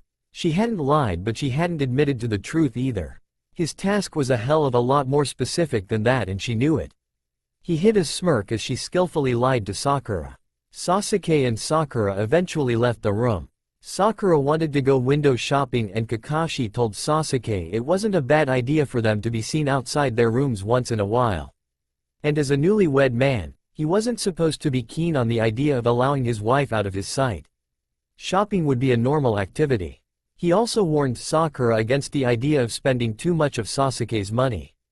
You may be his wife now, Sakura, but he doesn't get his inheritance until you produce a viable child. Especially since he did not choose to wed you. He has only the normal pay of a genin to support the two of you on. After they left, Kakashi had 4 comfortable chairs brought into his and Natsu's rooms and placed around the table so they could hold daily meetings to discuss why the scroll wasn't opening. Then he'd spent several hours that afternoon just sitting at that table thinking things through. He played with the scroll while he did so, remembering what he'd seen Natsu writing on the pad next to his name. The whole time he was thinking, he was aware of her sitting across the room watching him. She did practice her meditation and light chakra control, but mainly she sat quietly and watched him. When the maids showed to see what they would like for dinner, she ordered for them as a good wife should. That was the final piece for Kakashi. Now all the details of the ceremony they had gone through in front of Sarutobi had finally clicked in Kakashi's mind and he knew he was married for real to Natsu. Everything from the 3 cups of sake to her clothing at the time added to the fact that no one had even suggested a different name for her added up to the fact that Kakashi had been set up. Even Natsu had not protested the name she was given, which in itself said she was used to the name. She had been angry because she was being married off. Not because of the name, appearance or clothes she would have to wear. The 3 main ingredients of a typical marriage reception had even been served to them here in the inn, suggesting that the Hokage was trying to tell Kakashi the marriage was legitimate. The only thing he wasn't sure of was where the agreement with his signature on it saying he would marry anyone had come from. Then he remembered the form he had signed for the daimyo, supposedly allowing foreigners to oversee the training of his team from time to time. It had seemed fishy at the time, especially when all his team had to sign the form and they weren't allowed to actually read it, but you didn't tell the daimyo no. Well, maybe Naruto would, and he might actually get away with it, but no one else would. So that meant even the daimyo was in on this farce. He found himself glaring at the seal. Her name was the bottom kanji and he knew that meant she had a job to do also. He began picking apart the seal on the scroll to find out what she was required to do. Because he knew without asking there was no way she was going to even admit that was her name, let alone translate it for him. He read over her notes on what both Sakura and Sasuke were required to do according to the seal and found it made perfect sense. It all clicked and now he knew for certain exactly what had occurred in the tower office. Sneaky sandame indeed, Natsu, he thought. He set me up to manipulate all 3 of you, and while he was at it he manipulated me as well. Tricky damn monkey. Butt-kicking the Hokage sounds like a good pastime to me. He figured his part with Natsu could be done when Sasuke and Sakura had done their part. He didn't lie to himself. He knew he would not have any problems doing what was required of him. Natsu was perfect for him and he knew he was more than a touch attracted to her already. But getting Natsu to do her part required much more delicate manipulation than getting either Sasuke or Sakura to do their parts. All he had to do for them was wait and let time do its thing.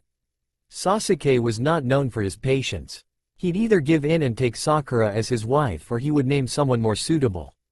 All Kakashi would need to do is make sure Sasuke did not get too much free space from Sakura to ensure he did run out of patience while dropping hints that he should have named a girl of his choice.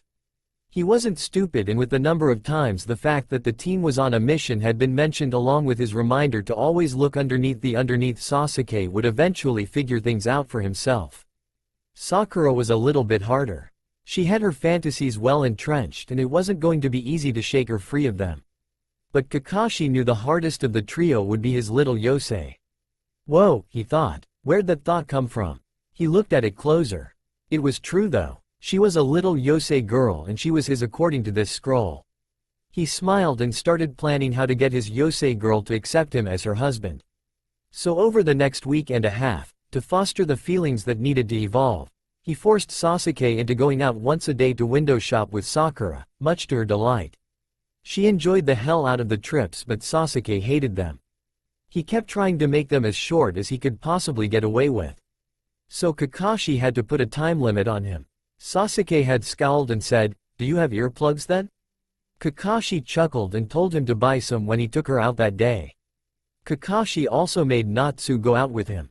That was a lot more pleasurable because his tiny Yosei wasn't opposed to gazing into the different shops. He had promised he would take her out later once they were settled in, and she'd been patiently waiting for him to remember. She never pointed out anything specific she wanted, but he was pleasantly surprised by the quality of the things that caught her eye. Some of the things, her expression told him, only held her attention because they were outlandishly gaudy or because she didn't know what they were, but other things caught her eye because they were beautiful. He got used to looking at her face for clues as to what she liked from what she didn't. Kakashi found a glass blower and paid the man to make him something special for Natsu. Kakashi described what he wanted and why, and then he brought Natsu by to let the man see her. The vendor had studied the girl while she looked over the trinkets in his shop. She was fascinated by the tiny little bells in the form of a bluebell stalk. Kakashi had purchased that for her, much to her dismayed pleasure. She had wanted it, but she didn't want him to buy it for her. The tiny sound given off by the bells amused her, and the trinket took a prized location on the dressing table. Kakashi watched her play with it over the next couple of days, smiling behind his mask every time she'd set the bells to tinkling. Every time she came into their rooms her eyes would look for it, and when she'd see it she'd smile. Within minutes she found a reason to go set the tiny bells in motion. When he'd bought them for her, Kyuubi had intoned, "Ritual step 2 met," but she wouldn't explain what she meant. Natsu had no idea what Kyuubi thought was happening here, but she refused to let it bother her. 3 days after he bought her the bells, they were still waiting for the event to occur that would allow them to get the scroll opened. Natsu was the most relaxed about it of all of them. She knew the scroll wasn't going to open, and she knew why, but she was damned if Gigi was going to get his way on this.